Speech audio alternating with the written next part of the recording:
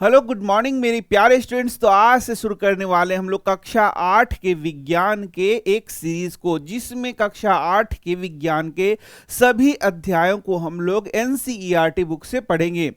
तो आज हम लोग करने वाले हैं कक्षा 8 विज्ञान के अध्याय नंबर 1 को, जिसको हम लोग अपने एनसीईआरटी बुक के हर एक लाइन से पढ़ेंगे। यहाँ जितने सारे प्रश्नोत्तर बनते जाएंगे उन सारे प्रश्नोत्तरों को भी मैं पढ़ाऊंगा।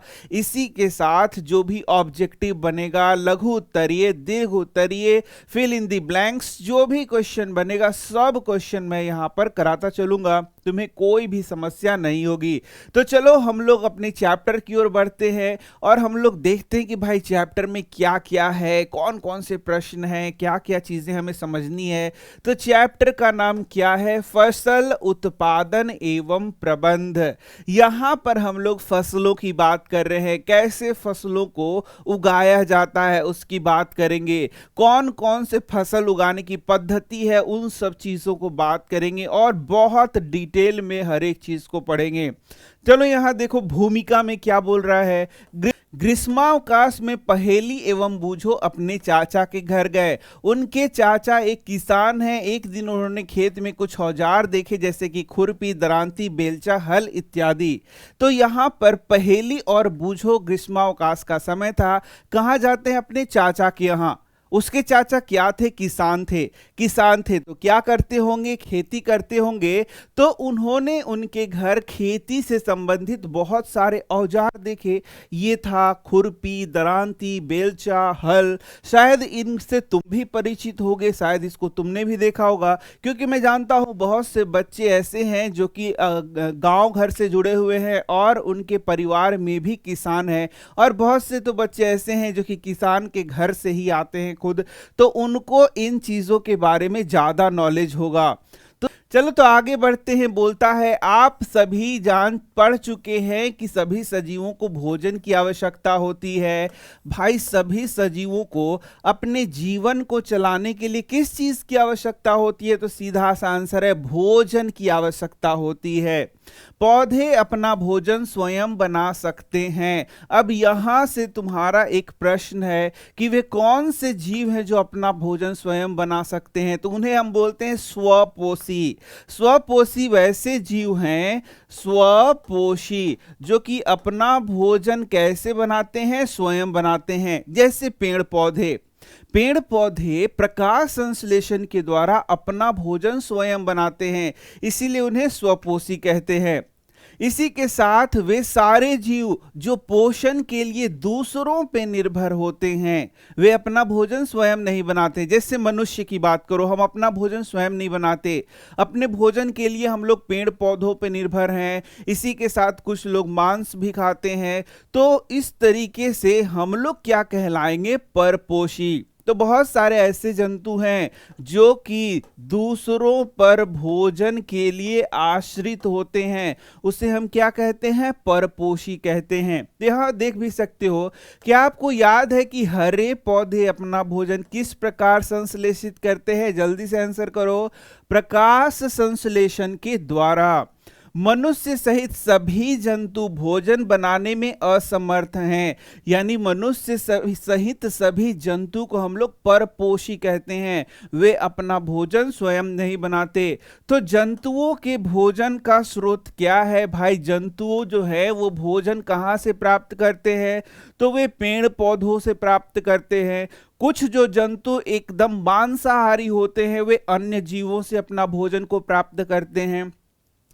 चलो आगे हम देखते हैं। परंतु हम भोजन ग्रहण ही क्यों करते हैं? ये तो हम लोगों ने सीखा जाना ही है कि हम लोग जो भोजन ग्रहण करते हैं उससे हमारे शरीर का निर्माण होता है, उससे हमें ऊर्जा की प्राप्ति होती है, जिससे कि कोशिकीय कार्य होते हैं और हम लोग जीवित रहते हैं।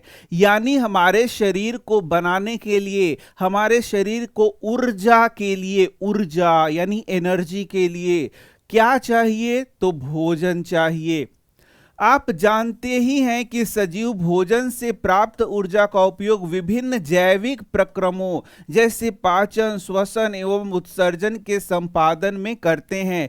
तो मैंने अभी तुरंत तुम्हें बता दिया कि जो हम लोग भोजन करते हैं उससे हमारे शरीर का निर्माण होता है, साथ ही साथ हमें ऊर्जा मिलती है और इस ऊर्जा का उपयोग करके हम लोग विभिन्न जैविक प्रक्रमों को करते हैं अपने शरीर में, जैसे कि पाचन हो गया, श्वसन हो गया, उत्सर्जन हो गया। ये सभी जैविक क्रियाएं हैं जो निरंतर हमारे शरीर में चलते रहती हैं, जिसके कारण हम जीवित हैं। यदि ये क्रियाएं हमारे शरीर में बंद हो जाए तो हमारी मृत्यु हो जाएगी। समझ रहे हो ये सारा बात? हम अपना भोजन पौधों और जंतुओं या दोनों से ही प्राप्त करते हैं। ये देखो क्लियर लिखा हुआ है। यदि हमारी बात की जाए, मनुष्यों की बात की जाए, तो हम जो अपना भोजन है वह कहां से प्राप्त करते हैं? तो आंसर है हम लोग अपना भोजन पेड़ पौधों से प्राप्त करते हैं, पहला। दूसरा, जंतुओं से भी प्राप्त करते हैं। बहुत सारे ऐसी खाद्य पदार्थ हम लोग खाते हैं जो कि हमें जंतुओं से मिलते हैं, ठीक है। तो इस तरीके से तुम देखोगे कि ये जो भोजन का स्रोत है हमारे लिए पेड़ पौधे और जंतु दोनों हैं। क्योंकि हम सभी को भोजन की आवश्यकता होती है, अतः हम अपने देश से इतने अधिक लोगों को भोजन किस प्रकार उपलब्ध करा सकते हैं। तो यहाँ पर अब बात आता है कि भाई जनसंख्या तो बढ़ती चली जा रही है, लेकिन जो खेती योग्य भूमि है जितना था उतना ही है, उसमें कुछ वृद्धि होती है, उतना वृद्धि नहीं हो पा रहा।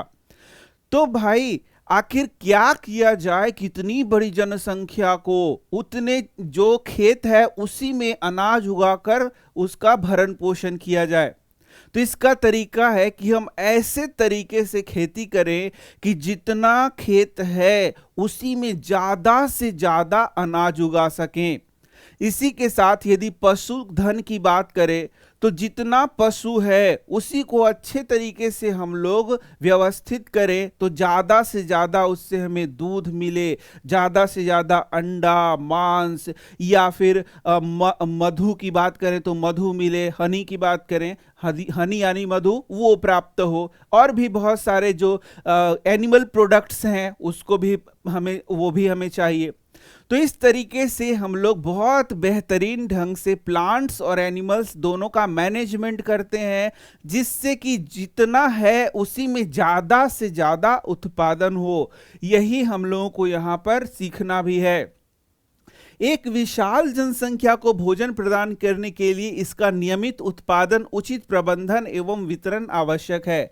यहाँ पर बोलता है कि इतनी बड़ी जनसंख्या को यदि भोजन उपलब्ध कराना है तो क्या क्या करना पड़ेगा? सबसे पहले नियमित उत्पादन करना पड़ेगा, उत्पादन लगातार करना पड़ेगा, उचित प्रबंधन जो मैंने बताया इस तरीके से इसको उत्पादन करना पड़ेगा जिससे कि सभी लोगों के लिए भरपूर अनाज का उत्पादन हो सके। वितरण भी यहाँ पर बहुत ही इंपॉर्टेंस रखता है। वितरण कहने का मतलब सभी चीज एक ही स्थान पर नहीं पैदा हो सकते। कुछ चीज एक इलाके में बहुत ज्यादा अच्छे तरीके से होगा तो दूसरे इलाके में कम होगा। इस प्रकार से इसका वितरण भी बहुत आवश्यक है, एक स्थान से दूसरे स्थान तक ले जाना और सभी लोगों तक इसको उपलब्ध कराना, ये भी बहुत इंपॉर्टेंट है। इसी के ऊपर पीडीएस का नाम सुनोगे, पब्लिक डिस्ट्रीब्यूशन सिस्टम का नाम तुमने सुना होगा, जिसके जरिए सरकार हर एक लोग को भोजन या अनाज उपलब्ध कराती है बहुत ही सस्ते दरों पर, ताकि कोई भूखा ना सोए। तो ये सारी चीजें हैं। चलो हम लोग अभी आ ही रहे हैं अपने मेन टॉपिक पर। कृषि पद्धतियां जैसे कि मेन टॉपिक यहाँ देख सकते हो हम लोग नीचे पढ़ रहे हैं। उसके पहले कुछ और जानकारी यहाँ दी गई है। बोलता है लगभग 10,000 ईसा पूर्व तक मनुष्य घुमंतु थे। यदि तुमसे एनसीईआरटी इस लाइन से क्वेश्चन पूछे कि कब तक मनुष्य घुमंतु थे, तो आंसर है 10,000 ईसा पूर्व तक मनुष्य क्या थे? घुमंतु थे। तुमने हिस्ट्री में भी ये सब चीजें पढ़ी होगी, आदि मानव के बारे में पढ़ा होगा। तुमने पढ़ा होगा कि शुरुआत में जो मनुष्य थे वे शिकार करते थे और अपना जीवन यापन करते थे, और बाद में कृषि का प्रारंभ हुआ। ये सब तुमने हिस्ट्री में पढ़ा होगा। वे एक स्थान से दूसरे स्थान तक भोजन एवं आवास की खोज में समूह में विचरण करते रहते थे। वे कच्चे फल और सब्जियां खाते थे और उन्होंने भोजन के लिए जंतुओं का शिकार करना प्रारंभ किया। तो ये देखो, ये कब की बात बता रहा है? ये बहुत प्रारंभ की बात बता रहा है, जब मनुष्यों ने खेती शुरू नहीं की थी। वे घुमंतु थे, एक जगह से दूसरे जगह जाते थे, भोजन की तलाश में शिकार करते थे और साथ ही साथ आवास भी बदलते रहते थे। तो ये सारा बात यहाँ लिखा हुआ है। कालांतर में खेती कर चावल, गेहूं एवं अन्य खाद्य फसलों को उत्पादित कर सके, इस प्रकार कृषि का प्रारंभ हुआ। तो ये कुछ हिस्ट्री की बातें बताई गई हैं। इसका मतलब शुरुआत से ही जो मनुष्य है, हमारे पूर्वज है, वे खेती नहीं करते थे। बाद में धीरे धीरे खेती की शुरुआत हुई। तो ये हिस्ट्री का टॉपिक है, तुमने पढ़ा भी होगा। अब देखो, अब यहां से सबसे पहला प्रश्न तुम्हारे एग्जाम में पूछा जाएगा और भाई वह प्रश्न है कि फसल किसे कहते हैं। ये देखो, यही सबसे पहला प्रश्न है जो कि एग्जाम में आएगा। तो इसका परिभाषा यहां दे रखा है। देखो, बोलता है जब एक ही किस्म के पौधे किसी स्थान पर बड़े पैमाने पर उगाए जाते हैं तो इसे हम लोग फसल कहते हैं। जैसे तुमने फसल तुम यदि गांव अपने गए होगे तो तुम देखे होगे कि गेहूं को यदि लगाया जाए तो बहुत बड़े क्षेत्र में सिर्फ गेहूं ही लगा रहेगा। यदि धान को लगाया जाए तो बहुत बड़े क्षेत्र में धान को लगाया जाएगा। सरसों लगाया जाए तो बहुत बड़े क्षेत्र में सरसों को ही लगाया जाता है। तो हम उसे स्पेशल नाम देते हैं, उसे हम बोलते हैं कि यह एक फसल है। वहां पर एक नया वर्ड यूज करते हैं, फसल हम लोग बोलते हैं। इसका मतलब ये क्या है? धान का फसल है, इसी प्रकार गेहूं का फसल होता है, इसी प्रकार से मक्का का फसल होता है। तो फसल कहने का यही मतलब हुआ कि एक ही प्रकार के पौधे को बहुत बड़े क्षेत्र में जब हम लोग लगाते हैं तो उसे फसल कहते हैं। ये तुम अपने भाषा में भी लिख सकते हो। देखो, ये रहा हमारा पहला ये टर्म आया, फसल किसे कहते हैं। देख लिया तुमने। उदाहरण के लिए गेहूं की फसल का अर्थ है कि खेत में उगाए जाने वाले सभी पौधे किस चीज के हैं? गेहूं के। अरे भाई, भारत में रहते हो तुम, गांव में रहते हो, तो क्या फसल नहीं जानते? वही चीज है, बस थोड़ा सा यहाँ पर तुम्हें लिखने को आएगा एग्जाम में, तो परिभाषा थोड़ा अच्छा तरीके से लिखना होता है जिससे कि एग्जाम में मार्क्स आ सके। आप जानते हैं कि फसलें विभिन्न प्रकार की होती हैं, जैसे कि अन्न, सब्जियां एवं फल। अब देखो, फसलें भी अलग अलग प्रकार की होती हैं। जैसे कुछ फसलों को हम लोग अन्न बोलते हैं, अनाज बोलते हैं, खाद्यान्न बोलते हैं। कुछ फसलों को हम लोग दलहन बोलते हैं, कुछ को सब्जियां बोलते हैं, कुछ को फल बोलते हैं। ये अलग अलग कैटेगरी हो गया किस चीज का? फसल का। जिस मौसम में यह पौधे उगाए जाते हैं उसके आधार पर हम फसलों को वर्गीकरण कर सकते हैं। अब देखो, फसलों को हम लोग मौसम के आधार पर भी वर्गीकृत करते हैं और इससे बहुत इंपॉर्टेंट क्वेश्चन तुम्हारे एग्जाम में आता है। भारत एक विशाल देश है, यहाँ ताप, आर्द्रता और वर्षा जैसे जलवायु परिस्थितियां एक क्षेत्र से दूसरे क्षेत्र में अलग हैं। ये तो तुम जानते हो कि भारत भाई विशाल देश है, और विशाल देश है तो हर जगह ताप अलग है, आर्द्रता अलग है, बारिश वहां अलग तरीके से हो रहा है, मिट्टी अलग है। तो जो फसल होते हैं बच्चों, वो फसल हर एक क्षेत्र में एक ही फसल को उगाना संभव नहीं है। अब ये तुम बताओ कि एक फसल को हर एक क्षेत्र में क्यों नहीं उगाया जा सकता? इसका उत्तर है कि किसी भी खास पौधे को बढ़ने के लिए पर्यावरण संबंधी विशेष परिस्थितियां चाहिए। कुछ पौधों को ज्यादा बारिश चाहिए तो कुछ पौधों को कम बारिश चाहिए। कुछ पौधे ग्रीष्म में उगते हैं तो कुछ पौधे ठंडे में उगते हैं। तो इस प्रकार से जो अलग अलग पौधे हैं, कुछ पौधों को अलग प्रकार की मिट्टी चाहिए, कुछ को अलग प्रकार की मिट्टी चाहिए। यही कारण है कि एक ही प्रकार की फसल पूरे देश में नहीं होता, अलग अलग जगहों पर अलग अलग प्रकार की फसल होती है। और यही कारण है कि पूरे साल एक ही प्रकार का फसल नहीं होता। ठीक है, ये भी याद रखना। अतः देश के विभिन्न भागों में विविध प्रकार की फसलें उगाई जाती है, क्योंकि देश में अलग अलग जगह पर्यावरण संबंधी ये जो विभिन्नताएं हैं देखने को मिलती है, या पर्यावरण संबंधी ये जो परिस्थितियां हैं वह अलग अलग हैं हमारे देश में। इस विविधता के बावजूद मोटे तौर पर फसलों को दो वर्गों में बांटा जा सकता है। अब ध्यान से देखो, यहां पर बोल रहा है मौसम के आधार पर हम लोग फसलों को दो प्रकार से बांट करके पढ़ते हैं, लेकिन कक्षा 10 में जाओगे तो तीन प्रकार से बांट करके पढ़ोगे। तो ये तो तुमने पढ़ा भी होगा, खरीफ फसल, रबी फसल और जायद फसल, ये तीन फसलों के बारे में हम लोग पढ़ते हैं। यहां पर दो फसलों के बारे में पढ़ाया जा रहा है। तो ये भाई खरीफ फसल और रबी फसल से कभी तुम्हारा पीछा छूटने वाला नहीं है। देखो कक्षा 8 के फर्स्ट साइंस में दिया हुआ है, कक्षा 9 के चैप्टर नंबर 15 में भी दिया हुआ है, वहां भी रबी फसल खरीफ फसल के बारे में बोला है। जो भूगोल हम लोग पढ़ते हैं कक्षा 10 का, उसमें भी रबी फसल, खरीफ फसल, जायद फसल दिया हुआ है। इसका मतलब इससे पंगा नहीं छूटने वाला है। जब तुम इसे याद कर लो तभी भला, यही समझ के चलो। चलो तो खरीफ फसल किसे कहते हैं? वह फसल जिन्हें वर्षा ऋतु में बोया जाता है उसे क्या कहते हैं? खरीफ फसल कहते हैं। तो एकदम डायरेक्ट क्वेश्चन पूछेगा, निम्न में से किसे वर्षा ऋतु में बोया जाता है? रबी फसल, खरीफ फसल, जायद फसल, इनमें से कोई नहीं। तो आंसर क्या हो जाएगा? खरीफ फसल। इन्हें वर्षा ऋतु में बोया जाता है। भारत में वर्षा ऋतु सामान्यतः जून से सितंबर तक होता है, तो यही सीजन है यहाँ पर खरीफ फसल का। धान, मक्का, सोयाबीन, मूंगफली, कपास इत्यादि खरीफ फसलें हैं। अब इससे तो भाई हमेशा क्वेश्चन पूछा जाता है। एक चीज समझ लो, ये जो रबी और खरीफ फसल है बहुत इंपॉर्टेंट क्वेश्चन बनता है हर एक एग्जाम के लिए, चाहे कोई भी एग्जाम दे रहे हो तुम या तो कंपटीशन भी दे रहे हो तब भी। क्यों बनता है? क्योंकि यहाँ पर उदाहरण में तुम्हें बार बार पूछेगा कि सोयाबीन कौन सा फसल है, मूंगफली कौन सा फसल है। अब तुम कंफ्यूज हो जाओगे क्योंकि सोयाबीन, मूंगफली तुमने याद ही नहीं किया। कपास पूछ देगा, तो भाई ये सब याद रखना होगा कि ये सब क्या है? खरीफ फसल है। तुम्हें क्या रहता है? धान और मक्का, बस दो ही याद रहता है। धान मक्का पूछेगा ही नहीं, कपास पूछ देगा, और तुम याद है ही नहीं तो आंसर नहीं कर सकते हो। अब आ गया दूसरा रबी फसल। तो इसलिए मैंने बताया कि एग्जाम्पल एकदम याद रखना है। शीत ऋतु में बोए जाने वाले या उगाए जाने वाले फसल को रबी फसल कहते हैं। बोया नहीं बोलेंगे, उगाया बोलेंगे। तो वैसा फसल जो कि शीत ऋतु में उगाया जाता है उसे क्या कहते हैं? रबी फसल कहते हैं। अब रबी फसल कब से कब होता है? तो अक्टूबर से मार्च तक ये जो टाइमिंग है हमें याद करना है।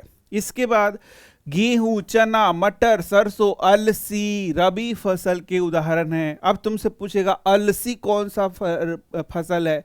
तो रबी फसल है। इस प्रकार से मैंने बताया कि यहाँ पर उदाहरण याद रखना है। यहाँ से एक और क्वेश्चन तुम्हारा बनेगा, रबी और खरीफ फसल में अंतर कीजिए। तो तीन अंतर तुम्हें करना होगा। अनेक इसके अलावा कई स्थानों पर दालें और सब्जियां ग्रीष्म में उगाई जाती हैं, ये भी हमें याद रखना है। तो ये जो ग्रीष्म में उगाई जाती हैं इसी को जायद फसल कहते हैं। इसका चर्चा यहाँ पर नहीं किया गया। धान को शीत ऋतु में क्यों नहीं उगाया जा सकता? सीधा सा आंसर है कि भाई जो धान है उसके लिए जो पर्यावरण संबंधी परिस्थितियां हैं वो शीत ऋतु में इसे नहीं मिल पाएगा। जैसे धान के लिए बहुत ज़्यादा पानी की आवश्यकता है, एक खास टेम्परेचर की आवश्यकता होती है। तो ये चीजें इसको कहाँ मिल पाती हैं? वर्षा की ऋतु में मिल पाती हैं। इस कारण से ये वर्षा ऋतु में ही उगता है। यही सब बात यहाँ भी देखो लिख रहा है, धान को बहुत अधिक पानी की आवश्यकता होती है अतः इसे केवल वर्षा ऋतु में ही उगाया जाता है। तो यही मैं बता रहा था कि जो अलग अलग पौधे होते हैं उसको विशेष परिस्थिति चाहिए उगने के लिए। इसी कारण से किसी भी फसल को किसी भी मौसम में नहीं उगा सकते, या किसी भी फसल को किसी भी क्षेत्र में हम लोग नहीं उगा सकते। ये सब बात ध्यान देना है। फसल उगाने के लिए किसान को अनेक क्रियाकलाप सामयिक अवधि में करने पड़ते हैं। अब देखो फसल का अवधि क्या हो गया? फसल को बोने से लेके काटने तक ये फसल का अवधि हो गया। तो इस समय तक 3 से 4 महीना या 5 से 6 महीना, जो भी अलग अलग फसल के लिए समय अवधि होता है, उसमें किसानों को बहुत सारा क्रियाकलाप करना पड़ता है। तुम खुद किसान के घर से होगे तो तुम्हें पता होगा कितने सारे क्रियाकलाप करने पड़ते हैं इसी समय अवधि में। आप देखेंगे कि यह क्रियाकलाप उस प्रकार के हैं जिनका उपयोग माली अथवा आप सजावटी पौधे उगाने के लिए करते हैं। ये क्रियाकलाप अथवा कार्य कृषि पद्धतियां कहलाती हैं जो आगे दी गई हैं। तो अब यहां से भी एक प्रश्न आ गया, भाई कृषि पद्धति किसे कहते हैं? तो ये यही बता रहा है कि कृषि पद्धति क्या है। तो वे सारे क्रियाकलाप जो किसी फसल को उगाने के समय हम लोग करते हैं, यानी कि फसल को उगाना और उसको काटना, उस अवधि तक जो भी क्रियाकलाप किया जाएगा उसे हम लोग कृषि पद्धति कहेंगे। तो वे सारे क्रियाकलाप जो कि किसान जो क्रियाकलाप कर रहे हैं किसी फसल को उगाने के लिए, उन क्रियाकलापों को हम लोग क्या कहेंगे? कृषि पद्धति कहेंगे। चलो तो हम लोग देखते हैं अब वे कौन से क्रियाकलाप हैं, कौन सी कृषि पद्धतियां हैं जिसे एक किसान करता है खेती के लिए। तो यहां पर ये नाम लिखा है, सबसे पहले ये सारे नाम हमें याद कर लेने हैं एकदम सीक्वेंस में। तो सबसे पहला क्या है? मिट्टी को तैयार करना।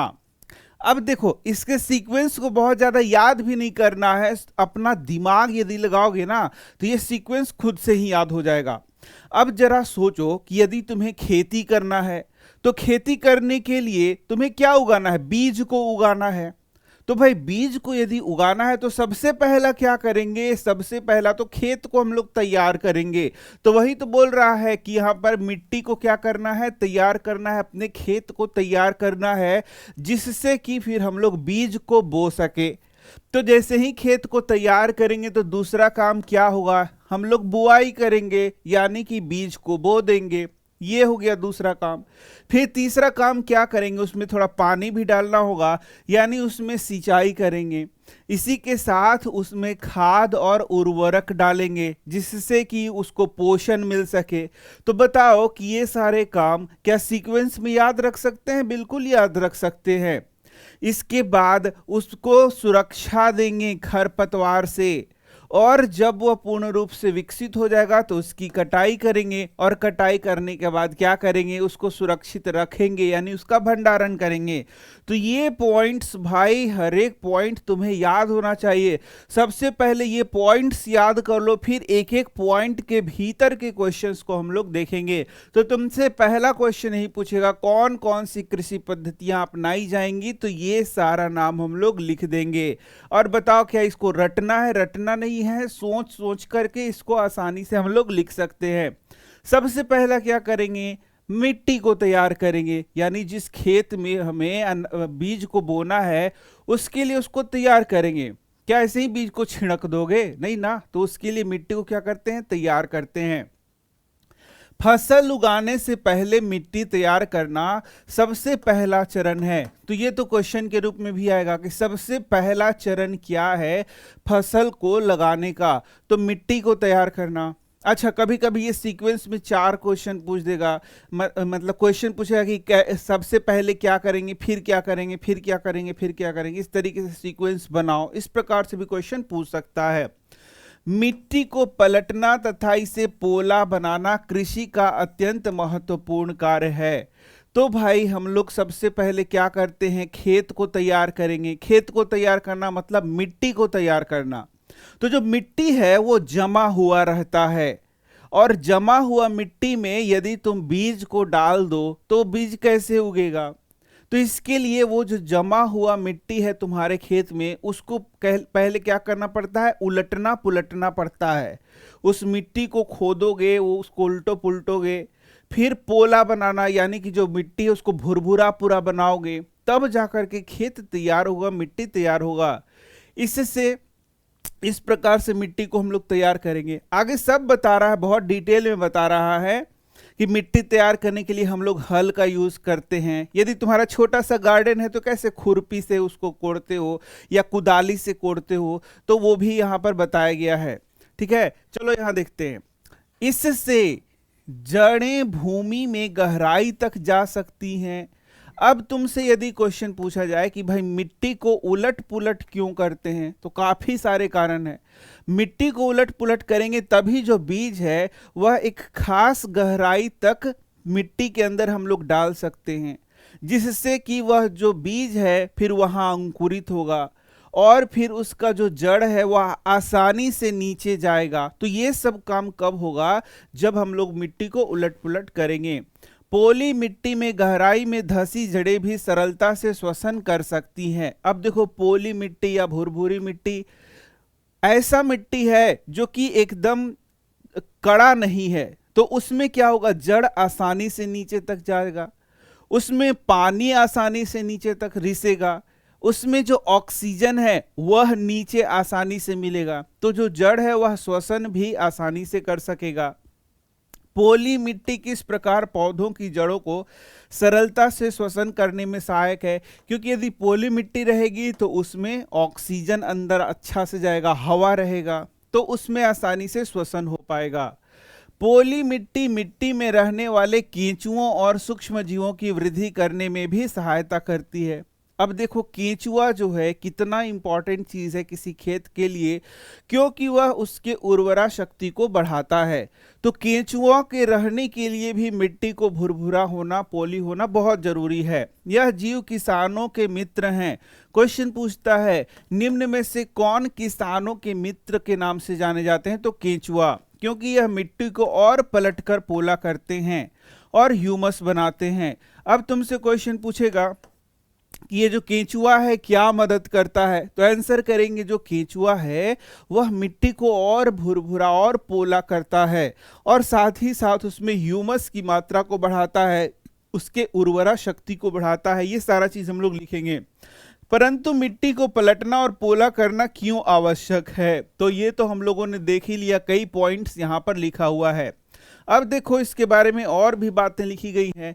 आप पिछली कक्षाओं में पढ़ चुके हैं कि मिट्टी में खनिज, जलवायु तथा कुछ सजीव होते हैं। अब मिट्टी में क्या क्या है, मिट्टी में हम लोग जानते हैं कि खनिज तो बहुत सारे मिलेंगे, पोषक तत्व मिलेंगे, जल मिलेगा, वायु मिलेगा और बहुत सारे सजीव भी निवास करते हैं। जैसे केंचुआ क्या है, एक सजीव है जो निवास करता है, खेतों के लिए बहुत उपयोगी होता है।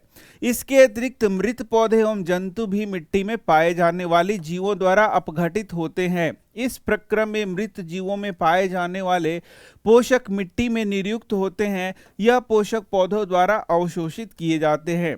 तो यहाँ पर क्या बोल रहा है, जो हमारा मिट्टी है उसमें बहुत से ऐसे कार्बनिक पदार्थ होते हैं जिन्हें सड़ाया जाता है, गलाया जाता है और उसको खाद में परिवर्तित कर दिया जाता है, जिससे जो खेत है उसका उर्वरा शक्ति क्या होता है, बढ़ जाता है।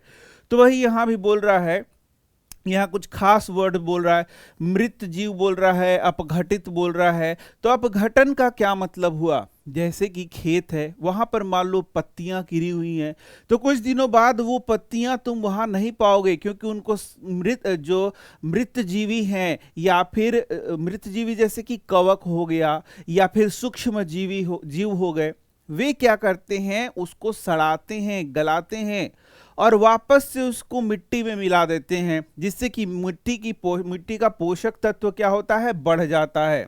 यही सब यहाँ पर बताया जा रहा है। आगे बढ़ते हैं। क्योंकि ऊपरी परत के कुछ सेंटीमीटर की मिट्टी ही पौधे की वृद्धि में सहायक होती है, ये भी ध्यान देना है कि जो हमारा जमीन है, जो लैंड है, उसका ऊपरी भाग का कुछ सेंटीमीटर ही मिट्टी होता है जो कि पौधे की वृद्धि के लिए उपयुक्त होता है। या बोले कि जो पौधे का जड़ है उसी में रहता है और वहां पोषक तत्व मिलता है और पौधा विकसित करता है।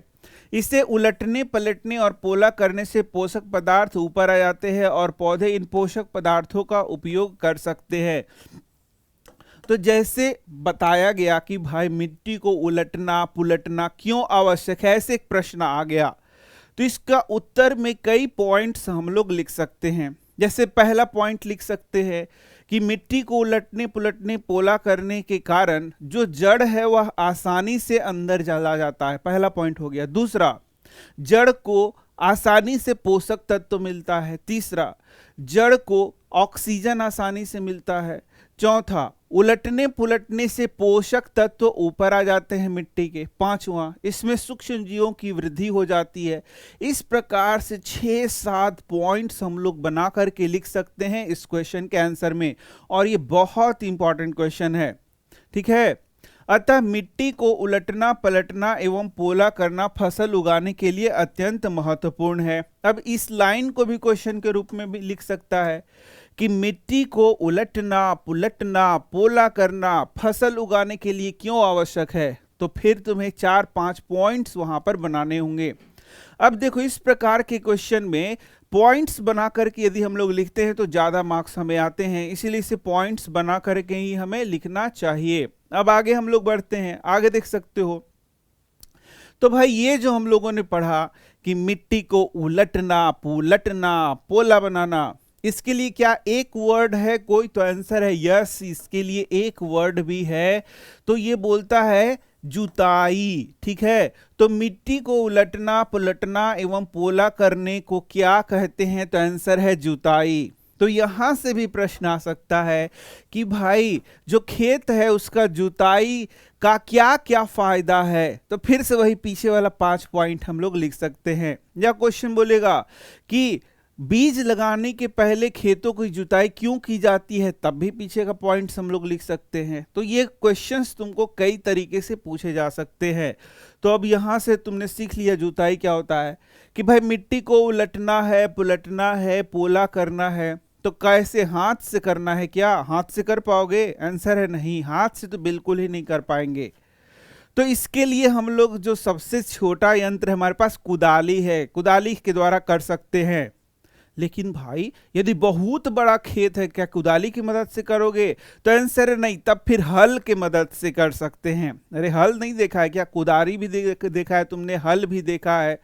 तब बोलोगे सर उससे भी बड़ा खेत है, तब फिर हम लोग कल्टीवेटर का यूज करेंगे। ट्रैक्टर तो तुमने सुना ही है नाम, ट्रैक्टर देखा है ना, तो ट्रैक्टर के द्वारा कल्टीवेटर का यूज करेंगे, और फिर हम लोग क्या करेंगे, खुदाई का काम करेंगे, जुताई का काम करेंगे। ठीक है, खुदाई वर्ड सही नहीं है, यहाँ पर वर्ड क्या सही है, जुताई।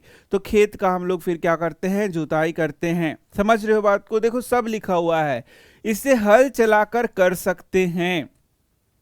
तो सबसे प्राचीन विधि जो तुम जानते हो वह है हल, हल के द्वारा जुताई की जाती है, अभी तक जुताई की जाती है।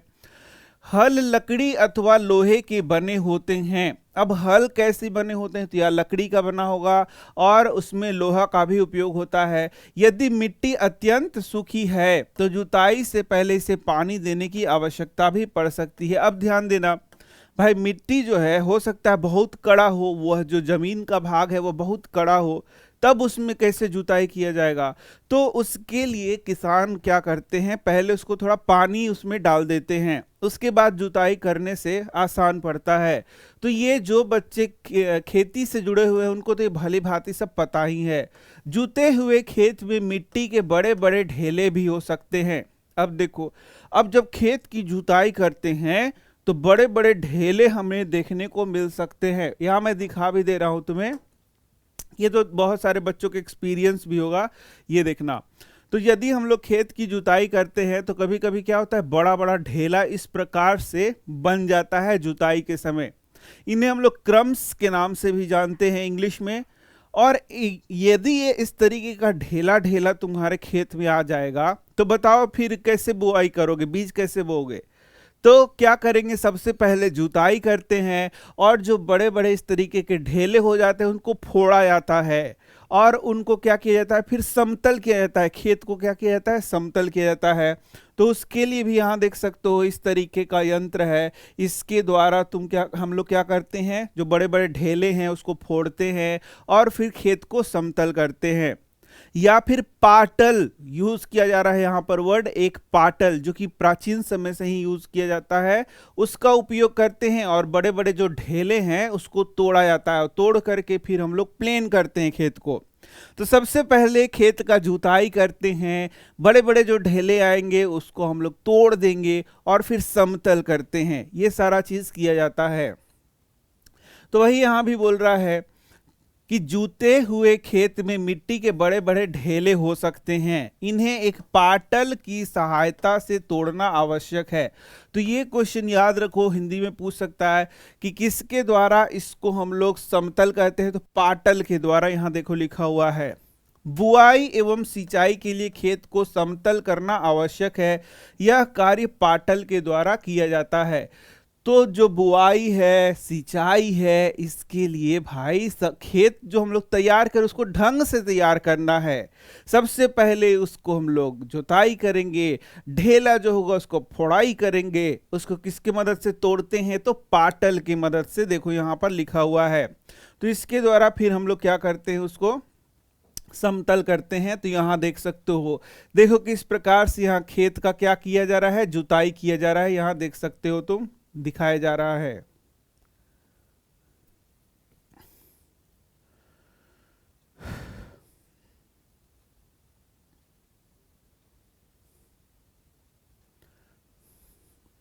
देखो 2-3 पॉइंट्स यहां और बताया जा रहा है कि कभी कभी जुताई से पहले खाद भी दी जाती है। ठीक है, इससे जुताई के समय खाद मिट्टी में भली भांति मिल जाती है। बुआई से पहले खेत में पानी दिया जाता है।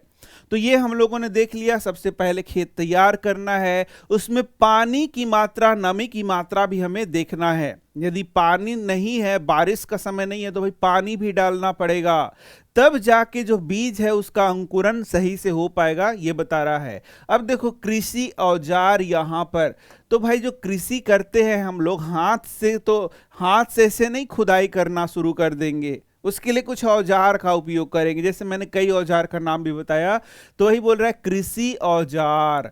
तो अब कृषि औजारों का उपयोग करके ही हम कृषि सही प्रकार से कर सकते हैं।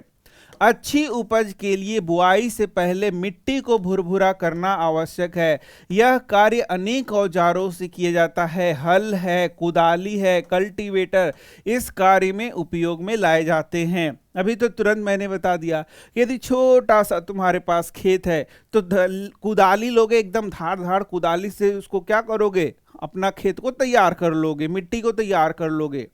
लेकिन भाई खेत यदि बड़ा है तो वहां हल का यूज करते हैं, और भी बड़ा है तो कल्टीवेटर का यूज करते हैं। ठीक है, इस तरीके से हम लोग खेती करते हैं। तो यहाँ देखो ये हल को दिखाया गया है, किस तरीके से हल को बैल के ऊपर यहाँ पर चलाया जा रहा है और इस तरीके से खेत का जोताई किया जाता है।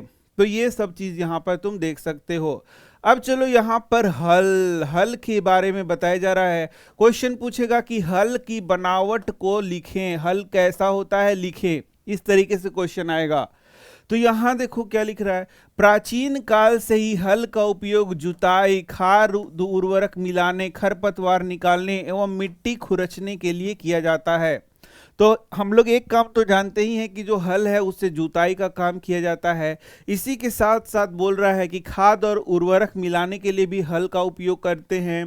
खरपतवार जो हमारा जो खेत है उसमें बहुत से अवांछनीय पौधे उग जाते हैं, उन पौधों को निकालना बहुत आवश्यक होता है। तो वो जो अवांछनीय पौधे हैं उसे हम लोग खरपतवार कह रहे हैं। ठीक है, मिट्टी को खुरचने के लिए भी हल का उपयोग किया जाता है। किसने किसने हल देखा है भाई, सब ने हल देखा होगा, जरूर देखा हो, भले ही हल चलाया ना हो, हल तो सब ने देखा है, मैंने भी देखा है भाई। यह औजार लकड़ी का बना होता है जिससे बैलों की जोड़ी अथवा अन्य पशुओं, घोड़ा, ऊंट की सहायता से खींचा जाता है। ये तो जानते ही हो कि ये जो हल होता है, हल मुख्यतः लकड़ी का बना रहेगा और उसके पीछे लोहे का एक नुकीला भाग लगा रहता है, वो सारा यहां पर लिखा हुआ है। तो लकड़ी का ये बना रहेगा और इसे जो है सो बैलों के पीठ पर लगा दिया जाता है। ये देखो इस तरीके से तुम देख सकते हो, ये देखो बैलों के पीठ पर, पीठ में नहीं मतलब गर्दन पर, ऐसे बोलेंगे, गर्दन पर यहां लगा दिया जाता है। तो ये देखो ये वाला जो भाग है इसे जोत कह रहे हैं, जोत। तुम लोग पता नहीं किस नाम से जानते हो, यहां पर जो लिख रहा है उसे हम लोग जोत कह रहे हैं। और फिर ये जो देखो यही मुख्य हल का भाग होगा, तो ये वाला जो भाग है इसे हम लोग शैफ्ट के नाम से जानते हैं, हल शैफ्ट के नाम से जानते हैं। और यहां पर ये वाला जो भाग है इसे हम लोग फाल के नाम से जानते हैं। तो तो ये 3 नाम तुम्हें याद कर लेना है। हल का 3 नाम, पहला जोंत हो गया जो कि गर्दन पर रखा हुआ है, इसी जोंत से लगा हुआ है ये हल शाफ्ट, और यहाँ पर फाल बनाया गया है। इसी फाल में देखो यहाँ लोहा लगा हुआ है जिससे कि खुदाई की जाती है और मिट्टी को क्या किया जाता है, कोड़ा जाता है। ठीक है, यहां देखना, इसमें लोहे की मजबूत तिकोनी पत्ती होती है जिसे फाल कहते हैं। ये क्वेश्चन पूछेगा कि यहां पर लोहे का, देखो मुख्य रूप से जो तुम्हारा मिट्टी है उसको क्या करना है, उसको हमें उलट पुलट करना है। तो उलट पुलट करने के लिए मुख्य रूप से यहाँ लोहे का ही उपयोग होता है, तो वही लोहे का यहाँ तिकोनी पत्ती का यूज किया जाता है जिसे फाल कहते हैं। हल का मुख्य भाग लंबी लकड़ी का बना होता है जिसे हल शाफ्ट कहते हैं। तो शाफ्ट और फाल मैंने तुम्हें दिखा दिया। अब यहाँ पर फाल बोला जा रहा है, तुम्हारे एरिया में पता नहीं क्या बोला जाता है, तो इसलिए यहाँ पर इस वर्ड को याद रखना है। इसके एक सिरे पर हैंडल होता है तथा दूसरा सिरा जोंत के डंडे से जुड़ा होता है। यानी जोंत जो दिखाया मैंने बैलों के कंधे पर लगा होता है, जिसे बैलों के गर्दन के ऊपर रखा जाता है और फिर बैल को आगे की ओर धक्का दिया जाता है। मतलब धक्का नहीं देना है तुम्हें, इस तरीके से छड़ी वगैरह से करना है, तो बैल आगे चलेगा और फिर वो जो शाफ्ट है उसको दबाया जाता है। शाफ्ट को दबाओगे तो जो फाल है वह भी नीचे दबेगा और फिर मिट्टी का खुदाई हो जाएगा। एक जोड़ी बैल एवं एक आदमी से इसे सरलता से चलाया जा सकता है। देखो ध्यान से, यहाँ एनसीईआरटी में ये तक लिखा है कि कितना बैल लगेगा, तो 2 बैल लगेगा, 1 बैल से काम नहीं चलेगा, और 1 आदमी लगेगा, यह भी यहाँ बताया जा रहा है। देखो कितना सारा बात। अब ये सब तुम्हारे लिए नहीं है, जो एकदम शहरी बच्चे हैं उनके लिए है। आजकल लोहे के हल तेजी से देसी लकड़ी के हल की जगह ले रहे हैं। ठीक है, अब देखो दूसरा आ गया कुदाली। तो कुदाली यहाँ अलग तरीके से दिखाया है, जो हम लोग यूज करते हैं नॉर्मल जिस चीज को कुदाली कहते हैं, यहाँ थोड़ा सा अंतर तुम देखने को मिलेगा। यह एक सरल औजार है जिसका उपयोग खरपतवार निकालने और मिट्टी को पोला करने के लिए किया जाता है। तो क्वेश्चन बोलेगा कुदाली क्या है, तो कुदाली एक साधारण सा औजार है जिसका उपयोग मिट्टी को पोला बनाने के लिए और साथ ही साथ खरपतवार निकालने के लिए किया जाता है। इसमें लकड़ी अथवा लोहे की छड़ होती है जिसके एक सिरे पर लोहे की चौड़ी और मुड़ी प्लेट होती है। तो यहाँ देखो, यहाँ पर कुदाली को दिखाया जा रहा है, यहाँ तुम देख सकते हो इसको, ये देखो। तो ये देखो यही बोल रहा है कि यहाँ पर एक छड़ लगी हुई होगी और ये देखो ये जोंत है तुम्हारा और इस तरीके से लोहे की मुड़ी हुई प्लेट लगी होगी। तो ये ऐसा देखा है कुदाली तुमने, शायद देखा भी होगा, लेकिन हमारे एरिया में ऐसा तो बिल्कुल नहीं चलता। तो ये देखो यहाँ पकड़ है, ये हैंडल है, ये छड़ है, ये जोंत है और ये लोहे की मुड़ी हुई प्लेट है।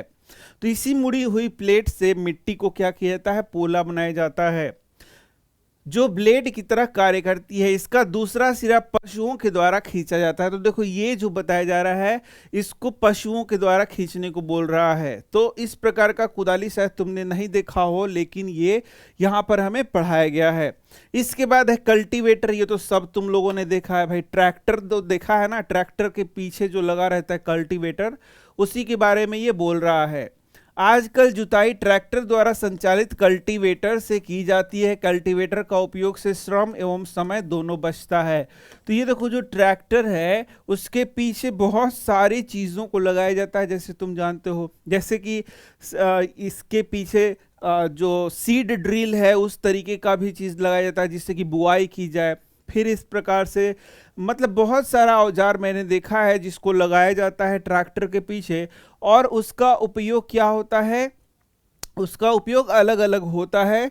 किस चीज़ के लिए, तो यहाँ पर खेती करते समय। ठीक है, तो यहाँ कल्टीवेटर को दिखाया गया है जैसे तुम देख सकते हो, जो कि किसके पीछे लगा हुआ है, ट्रैक्टर के पीछे लगा हुआ है। अब ये मत बोलना कि ट्रैक्टर ही नहीं जानते। अब भाई जब हम लोगों ने खेत को तैयार कर लिया तब दूसरा काम क्या आएगा, बुआई का। अब वहां पानी का भी स्तर देख लेना होगा कि पानी सही है या नहीं है। क्योंकि जब हम लोग बीज को बोएंगे तो उसके अंकुरण के लिए सही मात्रा में पानी की आवश्यकता होती है, इस कारण से वहां पानी को भी देखना पड़ेगा। तो बुआई फसल का उत्पादन का सबसे महत्वपूर्ण चरण है। बोने से पहले अच्छी गुणवत्ता वाले साफ एवं स्वच्छ बीजों का चयन किया जाता है। किसान अधिक उपज देने वाले बीजों को प्राथमिकता देते हैं। तो यहां देखो ये बोलता है महत्वपूर्ण चरण है, ऐसा नहीं बोला कि जस्ट दूसरा चरण है, क्योंकि हो सकता है खेत सूखा हो तो उसमें पानी यानी सिंचाई भी करना पड़े, ठीक है। तो इसलिए यहां पर बोल रहा है कि एक बहुत महत्वपूर्ण चरण है।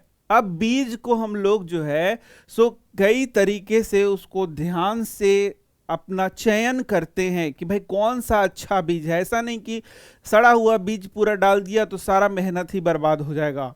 अच्छे अच्छे बीजों का एक तो चयन करते हैं, फिर उसी के साथ अच्छे क्वालिटी के बीजों को भी खरीद कर भी हम लोग लगाते हैं। तो कुछ ऐसे बीज होते हैं जो कि पहले से हमारे घरों में पड़े होते हैं, उनका उपयोग करते हैं।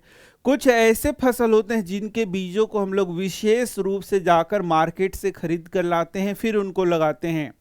अब हर बीज को लगाने का भी अपना अलग अलग तकनीक है। जैसे यदि भिंडी के बीज को लगाना है तो उसका अलग तकनीक है, यदि हमें जो धान है उसके बीज को लगाना है तो उसका अलग तकनीक है, यदि गेहूं लगाना है तो उसके बीज को लगाने का अलग तकनीक है। तो इस तरीके से ये किसान बहुत अच्छे से जानते हैं कि सभी बीजों का एक ही तरीके से नहीं बुआई किया जाता। जैसे अब धान का जो बीज है, क्या उसको उसी तरीके से बुआई करेंगे जैसे कि हम लोग भिंडी का बीज का करेंगे? आंसर है नहीं, कुछ उसमें अंतर होता है। इसलिए मैं बोला कि यहाँ पर जो किसान है वो अलग अलग बीजों को देखते हुए कि किस बीज को कैसे बोना है वो फिर बोता है। क्या कुछ अब देखो यहाँ पर एक छोटा सा तकनीक बताया है कि कैसे मान लो कि घर में पड़ा हुआ बीज है उसमें से अच्छे बीजों का हम लोग चयन करेंगे। तो तुमने देखा भी होगा कि घरों में क्या होता है, पानी में उस बीज को डाल दिया जाता है।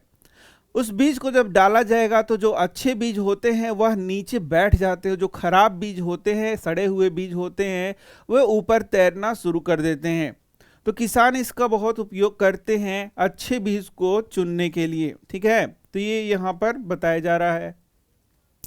क्या कुछ बीज जल के ऊपर तैरने लगते हैं? जो बीज पानी में बैठ जाते हैं वे हल्के हैं या भारी है? तो हम देखते हैं कि जब पानी में कुछ बीजों को डालते हैं तो कुछ बीज तैरने लगते हैं, वे हल्के होते हैं, और जो बीज बैठ जाते हैं वो भारी होते हैं और उन्हें हम अच्छा मानते हैं। क्षतिग्रस्त बीज खोखले हो जाते हैं और इस कारण वे हल्के होते हैं और पानी पर तैरने लगते हैं और उन्हें हम लोग चुन करके छान करके फेंक देते हैं। तो ये एक तरीका है, गांव देहात में यूज किया जाता है। अच्छे और स्वस्थ बीजों को क्षतिग्रस्त बीजों से अलग करने की यह एक अच्छी विधि है। तो यह देखो तुमको बता रहा है, तुम बोलोगे कि मुझे पता है, मैं तुम्हें ही बता दूंगा, ऐसा तुम बोल रहे होगे अभी। सही बात है कि एनसीईआरटी में देखो काफी चीजों को लिखा गया है, ठीक है। बुआई से पहले बीज बोने के औजारों के बारे में जानना है। अब देखो बीज बोने के औजार, बीज को कैसे बोया जाए इसके लिए भी कई औजार लोगों ने बना रखे हैं। सबसे पहला है परंपरागत औजार। तो बहुत सारा परंपरागत औजार है। कभी कभी तो लकड़ी से भी हम लोग बीज को बो लेते हैं। लकड़ी से क्या करेंगे, जो मिट्टी हम लोगों ने तैयार किया उसमें हम लोग थोड़ा सा खोदेंगे और मिट्टी जो बीज है उसको डालते जाएंगे। तो बीज को डालते हैं उसमें भी ध्यान देना है कि बीज को एक खास गहराई तक ही हमें डालना है। ऐसा नहीं कि इतना बड़ा छेद कर दिया उसमें डाल दिया बीज को, ऐसा नहीं करते, या एकदम ऊपर सतह पर रख दिया, ऐसा भी नहीं करते। खास गहराई में बीज को डाला जाता है। अब ये गहराई कितना होता है ये भी अलग अलग फसल के हिसाब से होता है, अलग अलग बीजों के हिसाब से होता है, जिसे फिर किसान तय करता है कि किसे कितना गहराई में डालना है।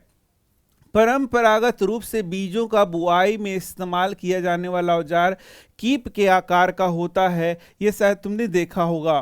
बीजों को कीप के अंदर डालने पर यह 2 या 3 नुकीली सिरे वाले पाइपों से गुजरता है। ये सिरे मिट्टी को भेदकर बीज के साथ स्थापित हो जाते हैं। तो यहाँ देख सकते हो, ये देखो कीप के आकार का, ये शायद तुमने देखा होगा।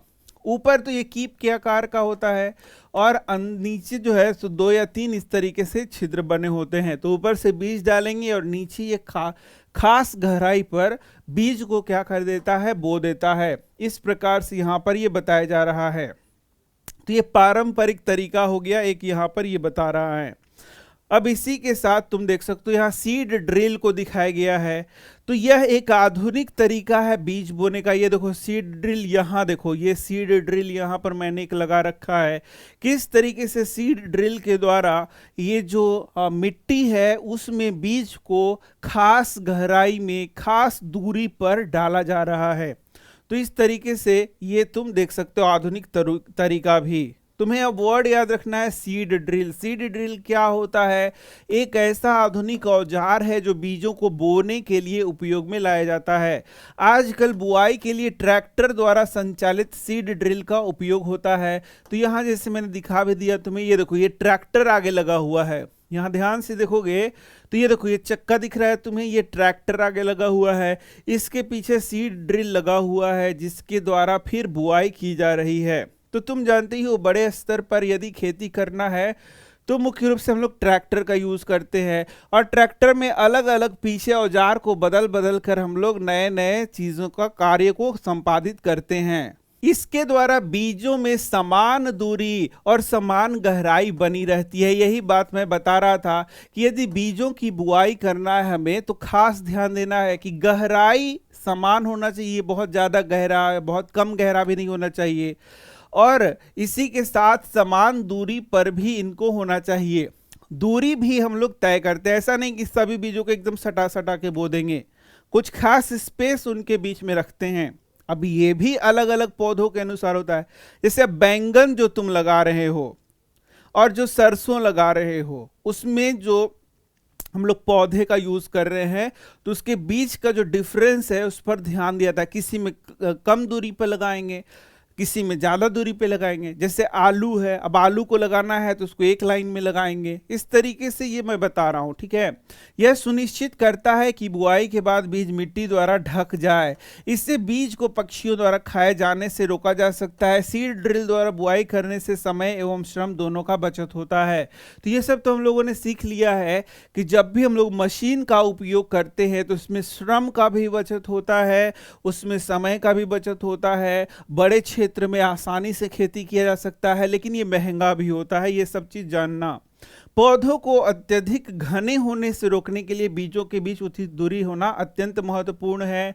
इससे क्या होगा? पौधे को सूर्य का प्रकाश, पोषक एवं जल पर्याप्त मात्रा में प्राप्त होगा। अब यदि यहां से मैं क्वेश्चन पूछूं कि भाई जब बीज बोया जाता है तो एक उचित दूरी क्यों रखा जाता है? इसका आंसर यहां लिखा हुआ है, ताकि प्रत्येक पौधे को उचित रूप से पोषक मिल सके, सूर्य का प्रकाश अच्छे से मिल सके, पर्याप्त जल मिल सके। तो इस कारण से उनके बीच में खास दूरी रखी जाती है।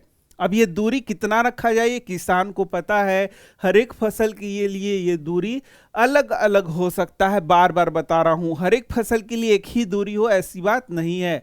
कुछ कुछ फसल है जिसको काफी सटा करके लगाया जाता है, कुछ फसल है जिसको काफी दूर करके लगाया जाता है, ठीक है। अधिक घनेपन को रोकने के लिए कुछ पौधों को निकाल कर हटा दिया जाता है। तो ये किसान अलग अलग, जैसे ये क्या लिखा हुआ है, एग्रीकल्चरल प्रैक्टिसेस, कृषि पद्धति, ये हम लोग पढ़ रहे हैं। तो वे सारी चीजें की जाती है जिससे कि हमें ज्यादा से ज्यादा फसल प्राप्त हो सके।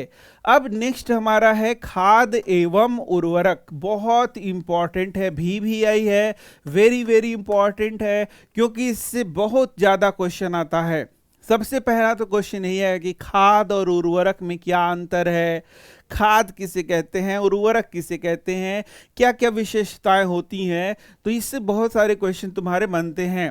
वे पदार्थ जिन्हें मिट्टी में पोषक स्तर बनाए रखने के लिए मिलाया जाता है उन्हें खाद अथवा उर्वरक कहते हैं। देखो जो मिट्टी है उसमें जो हम लोग पौधे लगा रहे हैं उसको खास मात्रा में पोषक तत्व चाहिए। तो यदि उस मिट्टी में उतना पोषक तत्व नहीं है तो अलग से हम लोग कुछ उसमें पोषक तत्व डालते हैं। तो इसी को हम लोग क्या कहते हैं, खाद या फिर उर्वरक कहते हैं। ये दोनों अलग अलग है, लेकिन यहां पर इसे ही बोल रहा है कि वे सारे पदार्थ जिन्हें हम मिट्टी में डालते हैं जिससे कि उसका पोषक तत्व बढ़ जाए, उसकी उर्वरता बढ़ जाए, तो उन पदार्थों को हम लोग क्या कहेंगे, खाद अथवा उर्वरक के नाम से जानते हैं। ठीक है। अब चलो मिट्टी फसल को खनिज पदार्थ प्रदान करता है। अब हम लोग देखेंगे कि जो मिट्टी है, जो फसल है वो कहाँ उग रहा है, मिट्टी में उग रहा है। तो उसको यदि पोषक तत्वों की आवश्यकता है तो वो कहाँ से लेने जाएगा, मार्केट से खरीदने जाएगा? नहीं, उस मिट्टी से ही वो ग्रहण करेगा। ठीक है, तो यानी उसको सारा पोषक तत्व कहाँ से प्राप्त होता है, क्वेश्चन पूछेगा तो आंसर है मिट्टी से प्राप्त होता है। मिट्टी में ही जो खनिज है उसे ही वो ग्रहण करता है और उससे उसको सारे पोषक तत्व प्राप्त होते हैं। ये तो तुम जानते भी होगे। यह पोषक पौधों की वृद्धि के लिए आवश्यक है। तो पौधे की वृद्धि के लिए ये सारे पोषक तत्व बहुत आवश्यक है। यदि पोषक तत्वों की कमी हो जाएगी तो पौधों में इस तरीके से वृद्धि विकास नहीं होगा। कुछ क्षेत्रों में किसान खेत में एक के बाद दूसरी फसल उगाता रहता है, खेत में कभी भी खाली नहीं छोड़े जाते। कल्पना कीजिए कि पोषकों का क्या होगा। अब देखो, एक मान लो मेरे पास एक खेत है, तो एक फसल जैसे ही हुआ उसके बाद मैंने दूसरा फसल लगा दिया, फिर तीसरा फसल लगा दिया। इससे क्या होगा, इससे होगा कि भाई सारा वो जो पोषक तत्व है क्या कर लेगा, उसको अवशोषित कर लेगा। तो इससे जो फसल है उस वह अच्छे तरीके से हो पाएगा क्या, तो आंसर है नहीं। एक फसल के बाद जस्ट दूसरा फसल हम लोग लगाएंगे तो धीरे धीरे जो पोषक तत्व है सारा खत्म हो जाएगा मिट्टी का, जिससे कि फिर जो अगला फसल हम लोग लगा रहे हैं वो अच्छे प्रकार से नहीं उग पाएगा। फसलों के लगातार उगाने से मिट्टी में कुछ पोषक तत्वों की बिल्कुल कमी हो जाएगी, घट जाएगा। इस क्षति को पूरा करने हेतु किसान खेतों में खाद देते हैं। यह प्रक्रम खाद देना कहलाता है। अपर्याप्त खाद देने से पौधे कमजोर होते हैं। अब देखो, तो भाई इसके लिए एक उपाय है कि भाई बाहर से अब उसमें पोषक तत्व डाला जाए। तो बाहर से जब उसको पोषक तत्व डालते हैं तो उसी को खाद देना कहते हैं। हम लोग बोलते हैं कि अब खाद देना है अपने मिट्टी में। चलो, खाद एक कार्बनिक जैविक पदार्थ है। अब क्वेश्चन होगा, अब ध्यान से देखना, अब खाद के बारे में हम लोग पढ़ेंगे, उर्वरक के बारे में पढ़ेंगे। ध्यान देने वाली बात यह है कि खाद उर्वरक से बिल्कुल अलग होता है और उर्वरक खाद से बिल्कुल अलग होता है। इसलिए प्रश्न भी आएगा तुम्हारे एग्जाम में, खाद और उर्वरक में अंतर लिखिए। तो चलो सबसे पहले हम लोग खाद के बारे में पढ़ लेते हैं। तो यहां देखो क्या क्या पॉइंट्स लिखे हैं। पहला पॉइंट्स, खाद एक कार्बनिक पदार्थ है जो कि पौधों या जंतु अपशिष्ट से प्राप्त होता है। ये पहला पॉइंट हमें लिखना है। खाद कैसा पदार्थ है, एक जैविक पदार्थ है। यह हमें जीव जंतुओं से प्राप्त होता है, उसके अपशिष्ट से प्राप्त होता है। जैसे मान लो गोबर है, गोबर यदि सड़ता है, गलता है, अपघटित होता है तो उसके पश्चात जो पदार्थ हमें प्राप्त होगा उसे हम खाद कहेंगे। यानी यह एक प्राकृतिक पदार्थ है, यह जीव जंतुओं से प्राप्त होता है और ये कार्बनिक पदार्थ कहलाता है। ये खाद कैसा होता है, कार्बनिक पदार्थ। तो 3 पॉइंट तो यहां से ही बन गया तुम्हारा। किसान पादप एवं जंतु अपशिष्ट को एक गड्ढे में डाल देता है तथा इस का अपघटन होने के लिए खुले में छोड़ देता है। अब क्वेश्चन बोल रहा है कि खाद कैसे तैयार किया जाता है। तो सीधा सा आंसर ये है कि जो जैविक पदार्थ है, अपशिष्ट है, वो सड़ता है, गलता है तो खाद का निर्माण करता है। जैसे मान लो गोबर है, तो गोबर को हम लोग गड्ढे में डाल देंगे तो कुछ दिन बाद वो अपघटित हो जाएगा। सूक्ष्म जीव उसका अपघटन कर लेंगे, उसको सड़ा देगा, गला देगा और वही खाद का रूप ले लेगा। इसी प्रकार से केंचुओं के द्वारा भी खाद का निर्माण किया जाता है। इसी प्रकार से ग्रीन मैन्यूअर का भी निर्माण किया जाता है, हरे खाद का भी निर्माण किया जाता है। कुल मिला के जो खाद है इसमें जैविक अपशिष्ट का अपघटन किया जाता है और जो पदार्थ बनता है उसे हम लोग खाद कहते हैं। अपघटन जो होता है वह सूक्ष्म जीवों द्वारा होता है। अभी मैंने बताया अपघटन किसके द्वारा होगा, सूक्ष्म जीवों के द्वारा होगा और वो चीज फिर खाद बन जाएगा। अपघटित पदार्थ खाद के रूप में उपयोग किया जाता है। आप कक्षा 6 में वर्मी कंपोस्टिंग अथवा केंचुओं द्वारा खाद करने के विषय में पढ़ चुके हैं।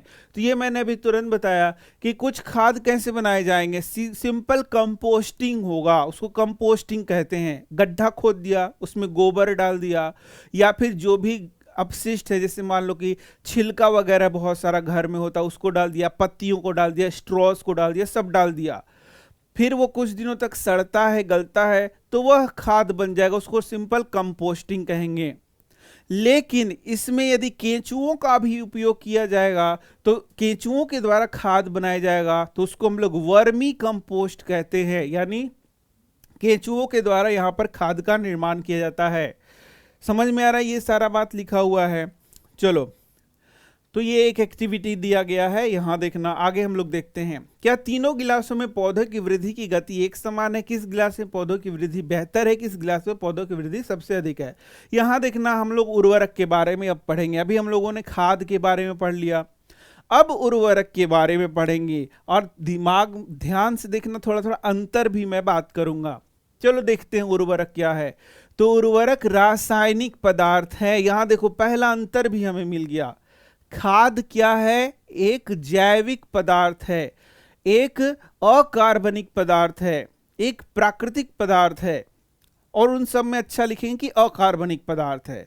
लेकिन जो उर्वरक है वह अकार्बनिक पदार्थ नहीं है, वह रासायनिक पदार्थ है। हो गया पहला अंतर।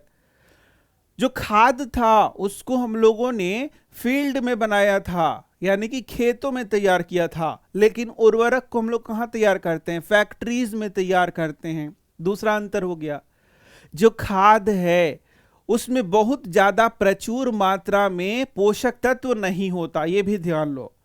लेकिन जो उर्वरक होता है उसमें खास प्रकार के प्रचुर मात्रा में क्या होता है? पोषक तत्व होता है। तो ये तीन डिफरेंस ऐसे ही हो गए तुम्हारा। जो खाद होता है बच्चों, वह मिट्टी की उर्वरा शक्ति को बढ़ाता है और मिट्टी में ह्यूमस प्रदान करता है। लेकिन ये जो उर्वरक है ऐसा कुछ भी नहीं करता। जो खाद है वह मिट्टी को अच्छा बनाता है और उसको प्रदूषित नहीं करता। लेकिन यदि हम लोग ज्यादा मात्रा में उर्वरक का उपयोग करेंगे तो मिट्टी की उर्वरता को वो कम कर देता है और मिट्टी को खराब बना देता है, या फिर बोले मिट्टी को प्रदूषित कर देगा। इस तरीके से भी तुम बोल सकते हो। अब इस कारण से हम लोग जो ज्यादा अच्छा प्रेफर करते कि कौन सा चीज बेहतरीन है, तो खाद ज्यादा बेहतरीन होता है। किसकी तुलना में? उर्वरक की तुलना में। समझ में आ रहा है ये सारा बात? चलो उर्वरक के बारे में और क्या क्या बोल रहा है। तो उर्वरक हम लोगों ने जैसे देखा, इसमें विशेष पोषकों से समृद्ध होता है। इसमें खास प्रकार के पोषक तत्व बहुत ज्यादा मात्रा में पाए जा सकते हैं। खाद में ऐसा नहीं होता। वे खाद से कैसे भिन्न है? क्योंकि खाद में इस प्रकार से कोई खास पोषक तत्व बहुत मात्रा में हो, ऐसा नहीं होता। उर्वरक का उत्पादन फैक्ट्रियों में होता है, खाद का उत्पादन फील्ड्स में होता है। उर्वरक के कुछ उदाहरण है urea, ammonium sulphate, super phosphate, potash, NPK, nitrogen, phosphorus, potassium. तो देखो भाई, अब ये याद करने वाला चीज आ गया। इसको तुम्हें क्या करना होगा? याद करना होगा। ये उर्वरक का उदाहरण है। सारे के सारे केमिकल्स हैं जिसको फैक्ट्रीज में तैयार किया जाता है, जो कि काफी महंगा भी होता है। ये सारा पॉइंट्स यहाँ बनता है।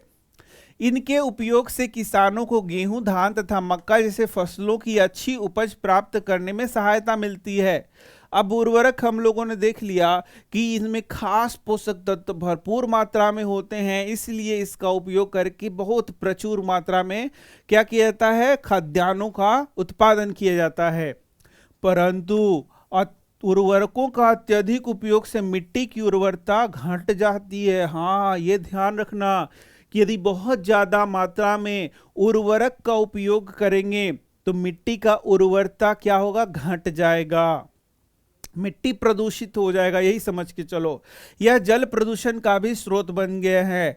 अतः मिट्टी का उर्वरता बनाए रखने के लिए हमें उर्वरकों के स्थान पर जैविक खाद का उपयोग करना चाहिए, अथवा दो फसलों के बीच में खेत को कुछ समय के लिए बिना कुछ उगाए छोड़ देना चाहिए। तो यही यहाँ पर बता रहा है। जैसे मैंने बताया, तुम्हारा मेन क्वेश्चन होगा खाद और उर्वरक में अंतर करें, कौन बेहतर है? तो जो खाद है वो ज्यादा बेहतर है मिट्टी के लिए। उसके पोषक तत्व देता है, उसको ह्यूमस देता है, मिट्टी को और बेहतर बनाता है, टेक्सचर ठीक करता है, मिट्टी के वाटर होल्डिंग कैपेसिटी को ठीक करता है, बहुत सारा चीज करता है। इसीलिए जो खाद है वो बेस्ट है। अब मान लो कि ना खाद देना है और ना ही हमें उर्वरक देना है। तब ऐसा क्या विधि है जिससे कि हम लोग जो मिट्टी का पोषक तत्व है उसको बरकरार रखें? तो उसके लिए बोलता है कि यदि एक फसल हम लोग उगाते हैं, उसके बाद मिट्टी को एज इट इज कुछ दिन छोड़ देना है, उसके बाद दूसरा फसल उगाना है। तो उसमें क्या होगा, जो मिट्टी है उसमें पोषक तत्व वापस से मिल जाएंगे। कैसे मिलेंगे? वहां पर जो भी चीज है सड़ेगा गलेगा उसमें मिलेगा, तो उसमें पोषक तत्व वापस आ जाएगा। खाद के उपयोग से मिट्टी के गठन एवं जल अवशोषण की क्षमता भी वृद्धि होती है, यही मैंने बताया था। खाद मिट्टी के क्वालिटी को ठीक करता है, उसके जल अवशोषण की क्षमता, वाटर होल्डिंग कैपेसिटी को ठीक करता है, उसमें पोषक तत्वों को भरपूर मात्रा में प्रदान करता है। भरपूर मतलब जो हम लोगों ने उर्वरक बात किया था उससे ज्यादा नहीं करता है, लेकिन करता है। इसी के साथ उसमें ह्यूमस मिलाता है। तो ये सब मैंने बता ही दिया तुम्हें। इससे मिट्टी के सभी पोषक की प्रतिपूर्ति हो जाती है। तो ये सब बताया जा रहा है। चलो आगे देखो, मिट्टी में पोषकों की प्रतिपूर्ति का अन्य तरीका फसल चक्रण।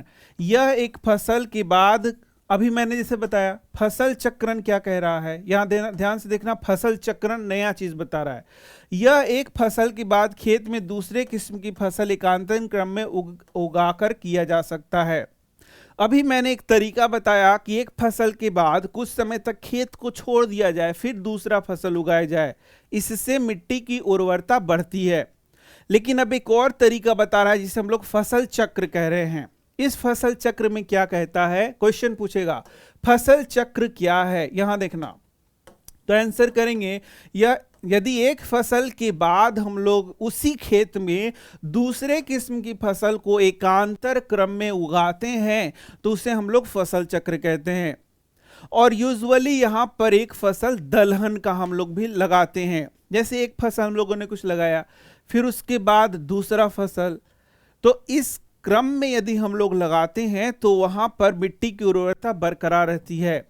पहले उत्तर भारत में किसान फलीदार चारा एक ऋतु में उगाते थे तथा गेहूं दूसरी ऋतु में। तो यही मैं बता रहा था कि यदि दलहन फसल को एक ऋतु में लगाया जाए और दूसरी ऋतु में किसी और फसल को लगाया जाए तो मिट्टी की जो उर्वरता है वो बरकरार रहती है। इससे मिट्टी में नाइट्रोजन का पुनः पूरण होता रहता है। किसान को इस पद्धति को अपनाने के लिए प्रोत्साहित किया गया है। तो ये है फसल चक्र। पिछली कक्षाओं में आप राइजोबियम बैक्टीरिया के विषय में पढ़ चुके हैं। एक नाम हम लोगों ने पढ़ा है राइजोबियम बैक्टीरिया। अब क्वेश्चन है कि राइजोबियम बैक्टीरिया कहाँ पाया जाता है? तो आंसर है यह फलीदार यानी लेग्यूमिनस पौधों के जड़ों में ग्रंथिकाओं में पाया जाता है। जो लेग्यूमिनस पौधे होते हैं यानी जो फलीदार पौधे होते हैं, या फिर इस तरीके से कहो जो तुम्हारे दलहन पौधे होते हैं, उसके जड़ों को देखोगे तो इस तरीके से गांठ गांठ छोटा छोटा दिखाई देगा।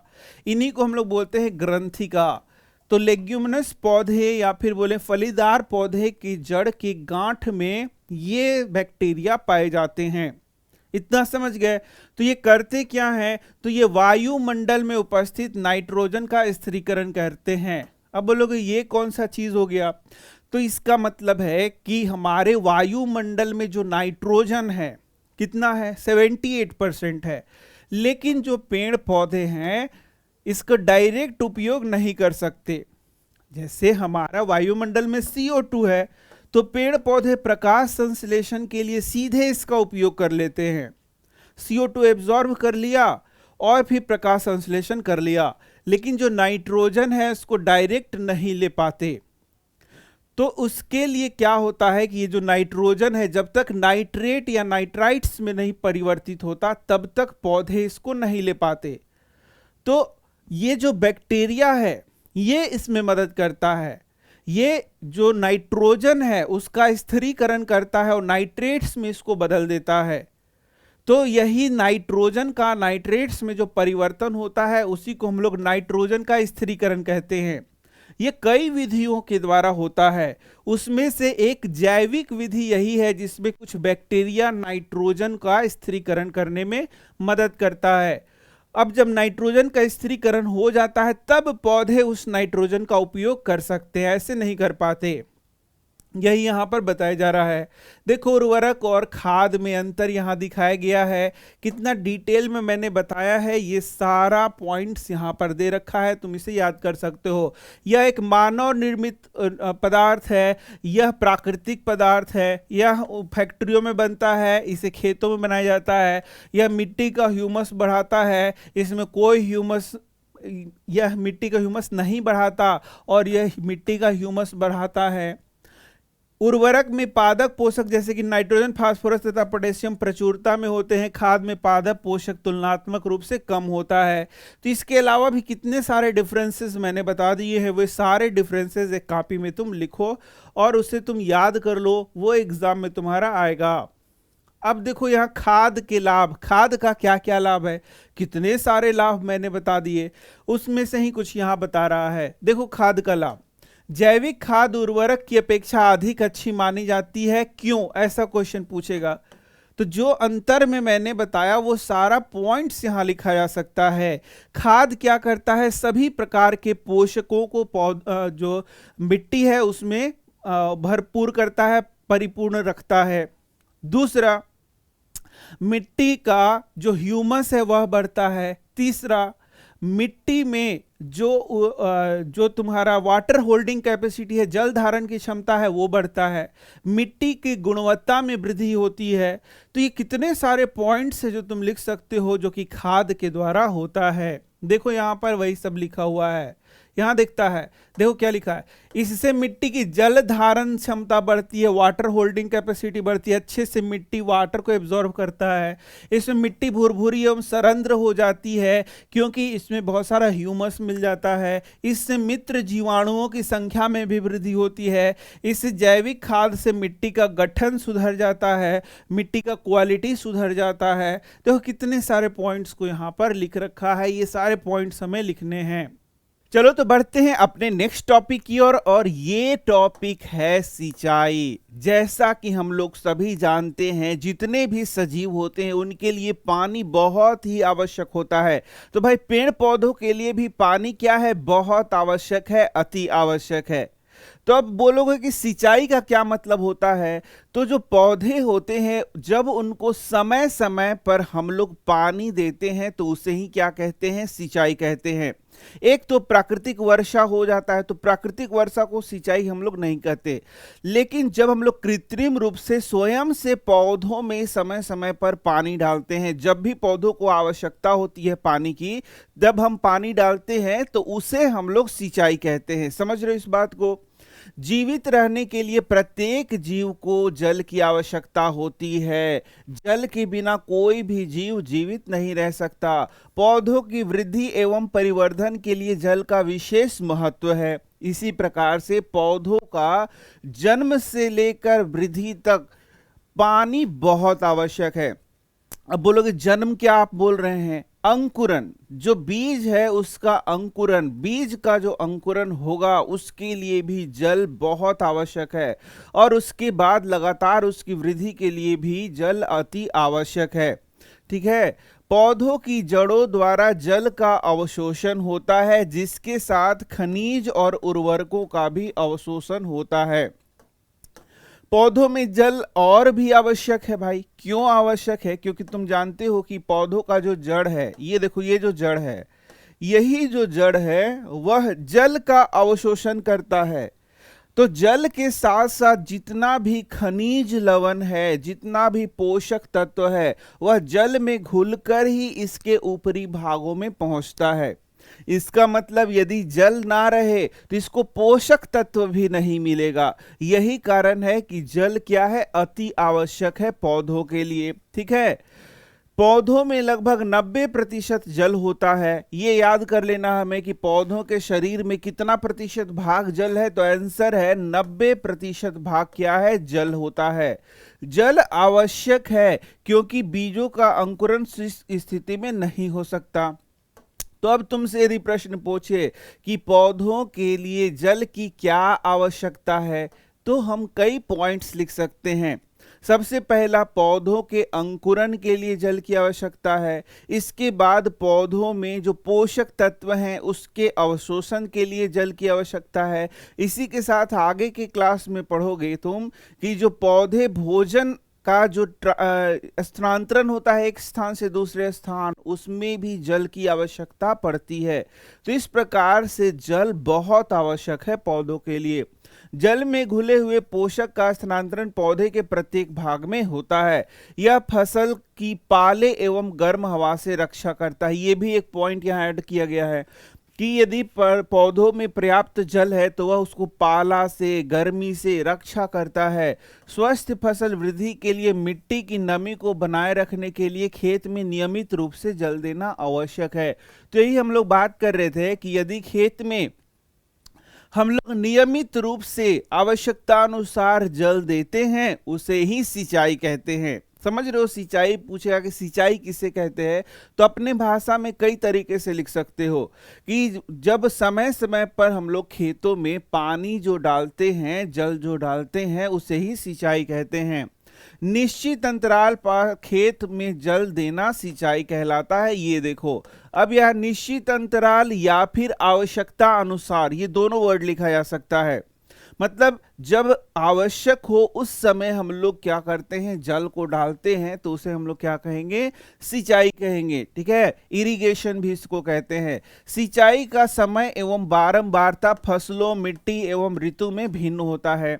अब कितने बार पानी देना है, कितने बार सिंचाई करना है, ये अलग अलग मौसम पर डिपेंड करेगा। साथ ही साथ कौन सा पौधा लगाए हैं उस पर डिपेंड करेगा।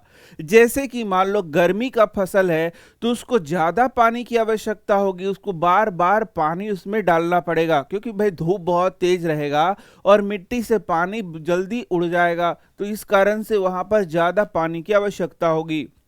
गर्मी में पानी देने की बारंबारता अपेक्षाकृत अधिक होगी, ऐसा तो तुम समझ ही रहे हो। जबकि बारिश के दिनों में जो पौधे हम लोग उगाते हैं उसमें बहुत कम या ना के बराबर हम लोग सिंचाई करते हैं। जैसे धान की जब खेती होती है, तुमने देखा होगा, तो उसमें बहुत कम सिंचाई की आवश्यकता होगी यदि अच्छे तरीके से बारिश होगा तब, क्योंकि धान की खेती के लिए बहुत ज्यादा पानी की आवश्यकता होती है। क्या यह मिट्टी एवं पत्तियों से जल वाष्पन की दर अधिक होने से हो सकता है? तो यही तो मैंने बताया कि गर्मियों में क्या होता है, हम लोगों को ज्यादा पानी डालना पड़ता है, क्योंकि मिट्टी से पानी उड़ जाता है। तो कैसे उड़ता है? वाष्पन के द्वारा। इसी प्रकार से पत्तियों से भी बहुत जल्दी जल्दी पानी बाहर चला जाता है वाष्पन के द्वारा या वाष्पोत्सर्जन के द्वारा। तो इस कारण से गर्मियों में हमें क्या करना होगा, ज्यादा पानी डालना होगा। बहुत सिंपल सिंपल तो बात लिखा हुआ है, इसमें कुछ समझने का वैसा नहीं है।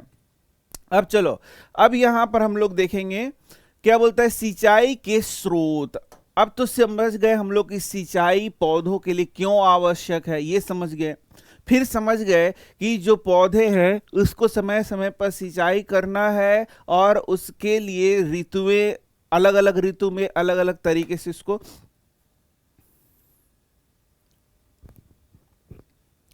तो अब आ गया हमारा सिंचाई का स्रोत।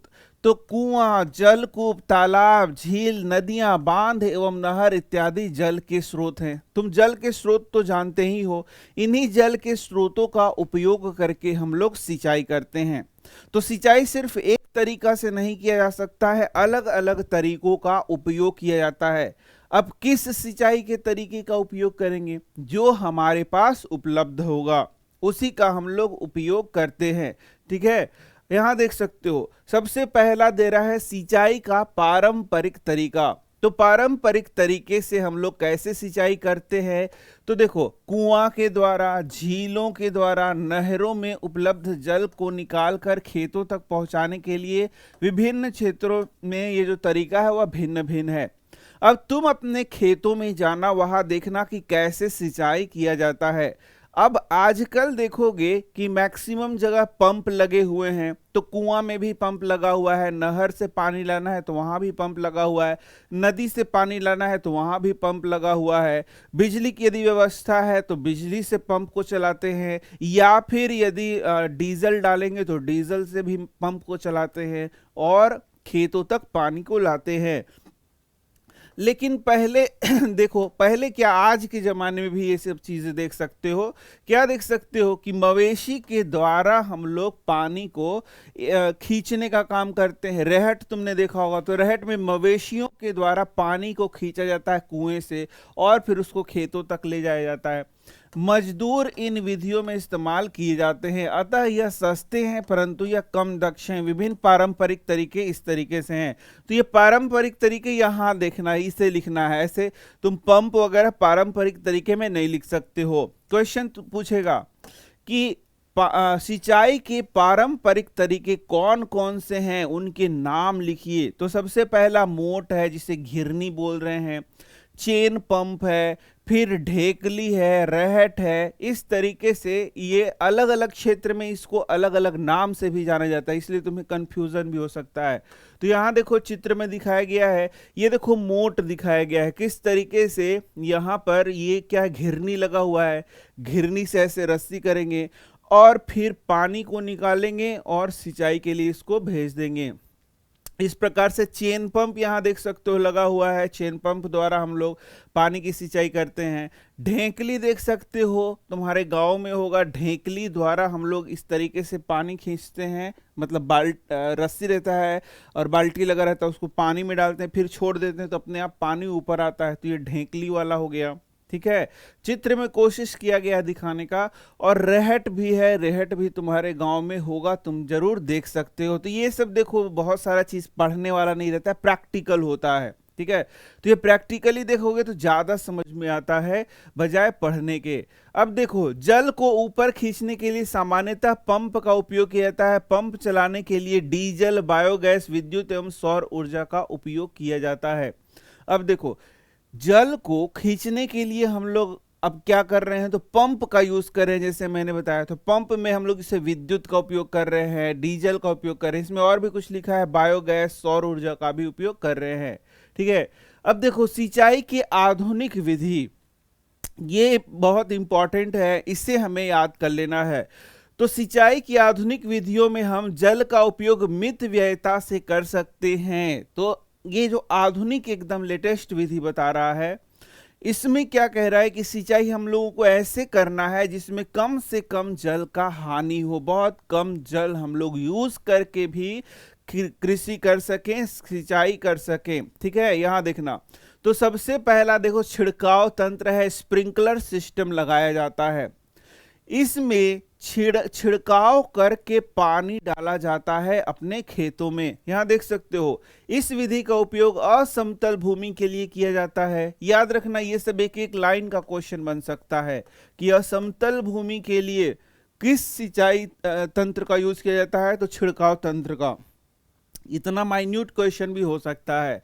जहां पर जल कम मात्रा में उपलब्ध है, ऊर्ध्व पाइपों की ऊपरी सिरों पर घूमने वाला नोजल लगे रहते हैं। देखो, इस तरीके से खड़ा पाइप रहेगा, इसके ऊपर नोजल रहेगा और ये क्या करेगा, छिड़केगा पानी को। यह पाइप निश्चित दूरी पर मुख्य पाइप से जुड़ा होता है। जब पंप की सहायता से जल मुख्य पाइप में भेजा जाता है तो वह घूमते हुए छिड़काव करना शुरू कर देता है। नोजल से बाहर पानी निकलेगा और इस प्रकार से पूरा जो खेत है उसमें पानी चला जाएगा। तो चलो हम लोग इसको देखते हैं। यहां देख सकते हो छिड़काव तंत्र को मैंने दिखाया, यहां देखना। तो किस प्रकार से, यहां देखो ये नोजल लगा हुआ है मुख्य पाइप से, ये ऊर्ध्व पाइप है, इसमें ऊपर नोजल लगा हुआ है और मेन पाइप इससे लगा हुआ है। और ये पानी को क्या कर रहा है, छिड़क रहा है। और छिड़कते हुए ये पानी देखो किस तरीके से, ये देखो नोजल लगा हुआ है और यहाँ पर ये पूरा छिड़काव कर रहा है पानी का। तो ये है छिड़काव तंत्र, जैसे देख सकते हो। और छिड़काव तंत्र के द्वारा यहाँ पर क्या हो रहा है, यहाँ पर पानी को सिंचाई किया जा रहा है खेतों में। अब हम लोग नेक्स्ट देख लेते हैं क्या बोल रहा है, ध्यान से देखना क्या बोलता है। छिड़काव पौधे पर इस प्रकार होता है कि वर्षा हो रही है। अभी मैंने अभी वीडियो में तुम्हें दिखाया कि ऐसा छिड़काव होता है, लग रहा है बारिश हो रहा है। छिड़काव लॉन को होता है, अभी जो दिखाया था फोटो उसको लॉन कहते हैं, तो लॉन भी होगा। कॉफी की खेती एवं कई अन्य फसलों के लिए अत्यंत उपयोगी है। तो ये है छिड़काव तंत्र जैसे मैंने दिखाया। दूसरा क्या है, ड्रिप तंत्र। ड्रिप का मतलब होता है बूंद बूंद करके। तो अब एक ऐसा सिस्टम बनाया जाता है जिसमें कि जो पानी है सीधे पौधे की जड़ में पहुंचे, वो भी बूंद बूंद करके, जिससे कि पर्याप्त मात्रा में उसे जल मिले और जो पौधा है वो तो जल मिल जाएगा लेकिन जल की हानि भी बहुत कम होगी। इस विधि में जल बूंद बूंद करके सीधे पौधे की जड़ में गिराया जाता है। तो डायरेक्ट यही पूछेगा कि ड्रिप तंत्र क्या होता है, तो तुम्हें भी उत्तर करना है इस विधि में जो जल है बूंद बूंद करके सीधे पेड़ के जड़ों में डाला जाता है, बस यही लिख देना है, काम बन जाएगा। इसे ड्रिप तंत्र कहते हैं। फलदार पौधों, बगीचों एवं वृक्षों को पानी देने का यह सर्वोत्तम तरीका है। इससे पौधों को बूंद बूंद करके जल प्राप्त होता है। इस विधि में जल बिल्कुल व्यर्थ नहीं होता, अतः यह जल की कमी वाले क्षेत्रों के लिए वरदान है। यहाँ देखो इसमें क्या होता है, ये पूरा यहाँ पर मोटर लगा हुआ है और इस तरीके से पाइप बिछा हुआ है और ये पूरा पाइप बिछा हुआ है। तो वाजिब है कि ड्रिप सिस्टम लगाना है तो ये तो महंगा पड़ेगा क्योंकि पूरा जाल बिछाना होगा पाइप का। और फिर जब हम लोग इसको ऑन करेंगे तो बूंद बूंद करके ये कहाँ जाएगा, पानी पौधों की जड़ों में जाएगा। तो इसे भी मैं यहां दिखा देता हूं, यहां देख सकते हो, यहां देखना तुम, ये देखो कैसे यहां बूंद बूंद करके ये पानी गिर रहा है, तुम्हें दिख रहा है। यहां भी देखो ये पौधा है तो इसकी जड़ में बूंद बूंद करके ये पानी गिर रहा है। तो यदि बूंद बूंद ये पानी गिर रहा है तो क्या होगा, पौधों को भी पर्याप्त मात्रा में पानी मिल जाएगा और साथ ही साथ यहाँ पर पानी का वेस्ट नहीं होगा, बहुत कम होगा पानी का वेस्ट। तो वही यहाँ पर बताया जा रहा है। अब आ गया हमारा नेक्स्ट टॉपिक और ये है खरपतवार से सुरक्षा। अब खरपतवार हम लोगों ने शुरू में ही पढ़ लिया है कि जो हमारा खेत है उसमें बहुत सारे अवांछनीय पौधे उग जाते हैं और वो पौधे जब उग जाते हैं तो वे हमारा जो असली फसल है उससे कंपटीशन करने लगते हैं, प्रतियोगिता करने लगते हैं।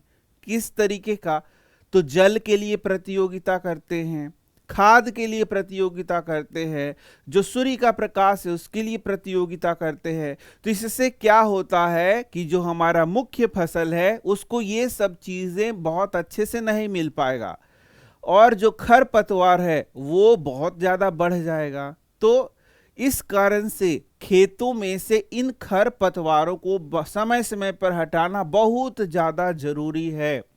बूझो और पहेली निकट के गेहूं के खेत में गए और उन्होंने देखा कि खेत में फसल के साथ कुछ अन्य पौधे लग गए हैं। तो वे पौधे जो फसल के साथ अन्य पौधे के रूप में लग जाते हैं उन्हें ही हम यहाँ खरपतवार कह रहे हैं।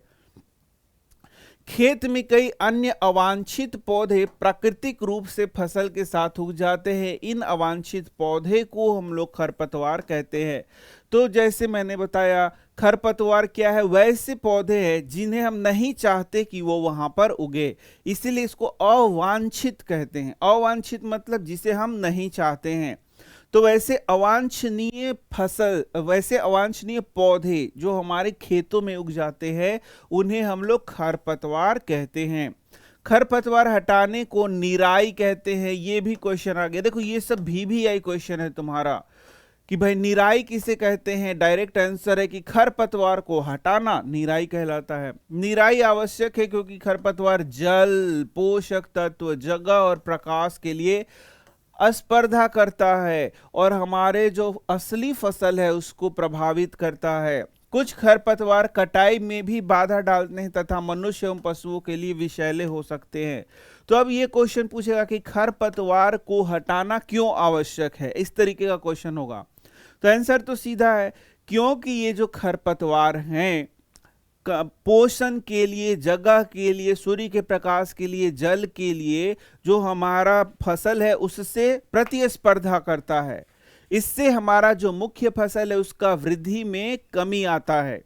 दूसरा, कटाई के समय भी ये जो खरपतवार है हमारे मुख्य अनाज में मिल जाएगा। कभी कभी हो सकता है कि ये विषैला होगा तो उससे भी बहुत हानि होगी। तो इसलिए खरपतवार को हटाना बहुत आवश्यक है। खरपतवार को हटाने एवं उनकी वृद्धि को नियंत्रित करने के लिए किसान विभिन्न तरीके अपनाता है। अब क्वेश्चन पूछेगा कि किसान कौन कौन से तरीके अपनाएगा खरपतवार को हटाने के लिए। देखो क्या बोलता है, फसल उगाने से पहले खेत जोतने से खरपतवार उखाड़ने एवं हटाने में सहायता मिलती है। तो फर्स्ट पॉइंट हम लोग लिखेंगे कि खरपतवार हटाने के लिए किसान खेतों में फसल लगाने के पहले खेतों की अच्छी तरीके से जुताई करता है। ये पहला हो गया। इससे खरपतवार पौधे सूख कर मर जाते हैं और मिट्टी में मिल जाते हैं। यानी कुछ समय पहले ही, जब फसल लगाना उसके कुछ समय पहले ही खेतों को जोत दिया जाता है, जिससे कि जो खरपतवार है वह सूख करके मर जाए। खरपतवार हटाने का सर्वोत्तम समय उसमें पुष्पन एवं बीज बनने से पहले का होता है। यह भी क्वेश्चन पूछेगा कि खरपतवार हटाने का सर्वोत्तम समय क्या है। तो जब उसमें फूल और बीज बन रहा है उसके पहले ही उसको हटाना बहुत इंपॉर्टेंट है। खरपतवार पौधे को हाथ से जड़ सहित उखाड़ कर अथवा भूमि के निकट से काट कर समय समय पर हटा दिया जाता है। तो ये देखो, ये दूसरा पॉइंट हो गया। पहला तो फसल लगाने के पूर्व ही खेत का जुताई कर देंगे, उससे खरपतवार हट सकता है। दूसरा, उसको कई तरीके से निकालेंगे, जैसे कि उसको हम लोग जड़ सहित निकालेंगे या कभी कभी काट के भी हटा देंगे। यह कार्य खुरपी या हैरो की सहायता से किया जाता है। तो ये देखो, दो नाम दिया गया है जिसकी मदद से हम लोग खरपतवार को हटाते हैं।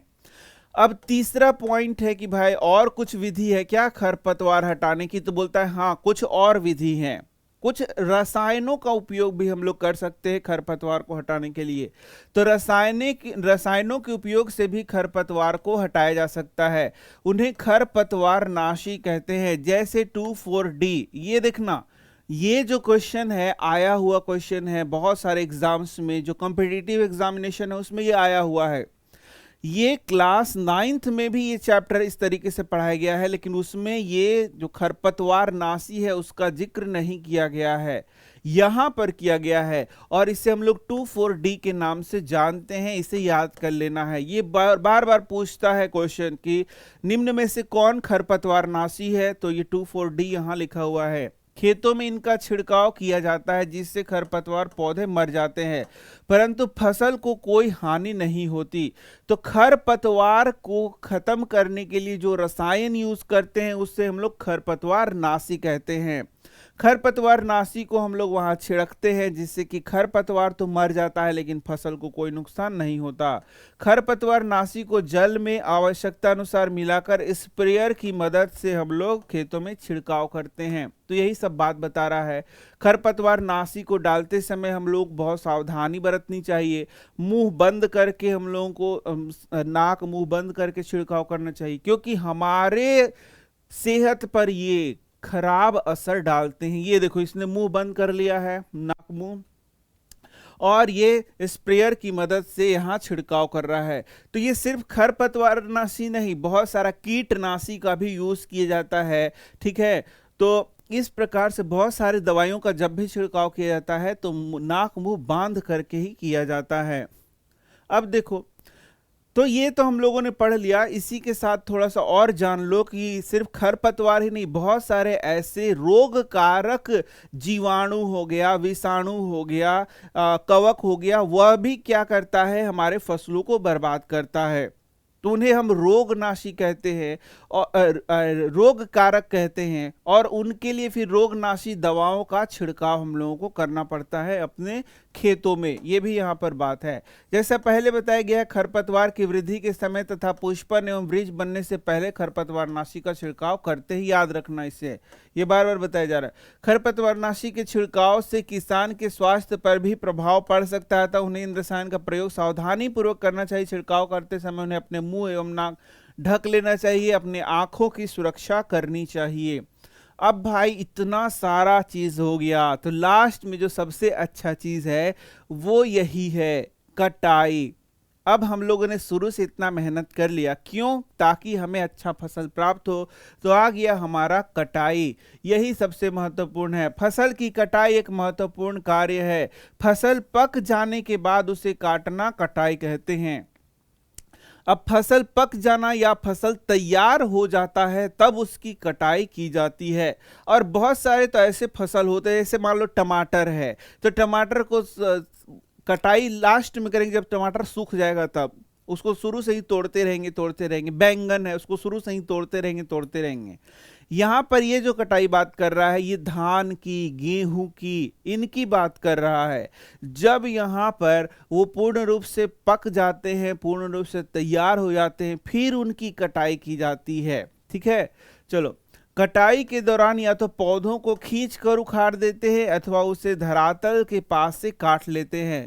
अब तो भाई तुम लोग, जो लोग कृषि से जुड़े हुए, उन्हें पता है कि कैसे कटाई की जाती है। ये देखो दरांती यहां बोल रहा है, इस दरांती से भी हम लोग कटाई करते हैं। ठीक है, एक अनाज फसल को पकने में लगभग 3 से 4 महीने का समय लग जाता है। देखो यहाँ अनाज फसल की ही बात कर रहा है, जैसे मैं बता रहा था, जैसे गेहूं हो गया या फिर तुम्हारा धान हो गया, वो अनाज हैं, उसके ही बात कर रहा है। यहाँ पर टमाटर और बैंगन की बात नहीं कर रहा।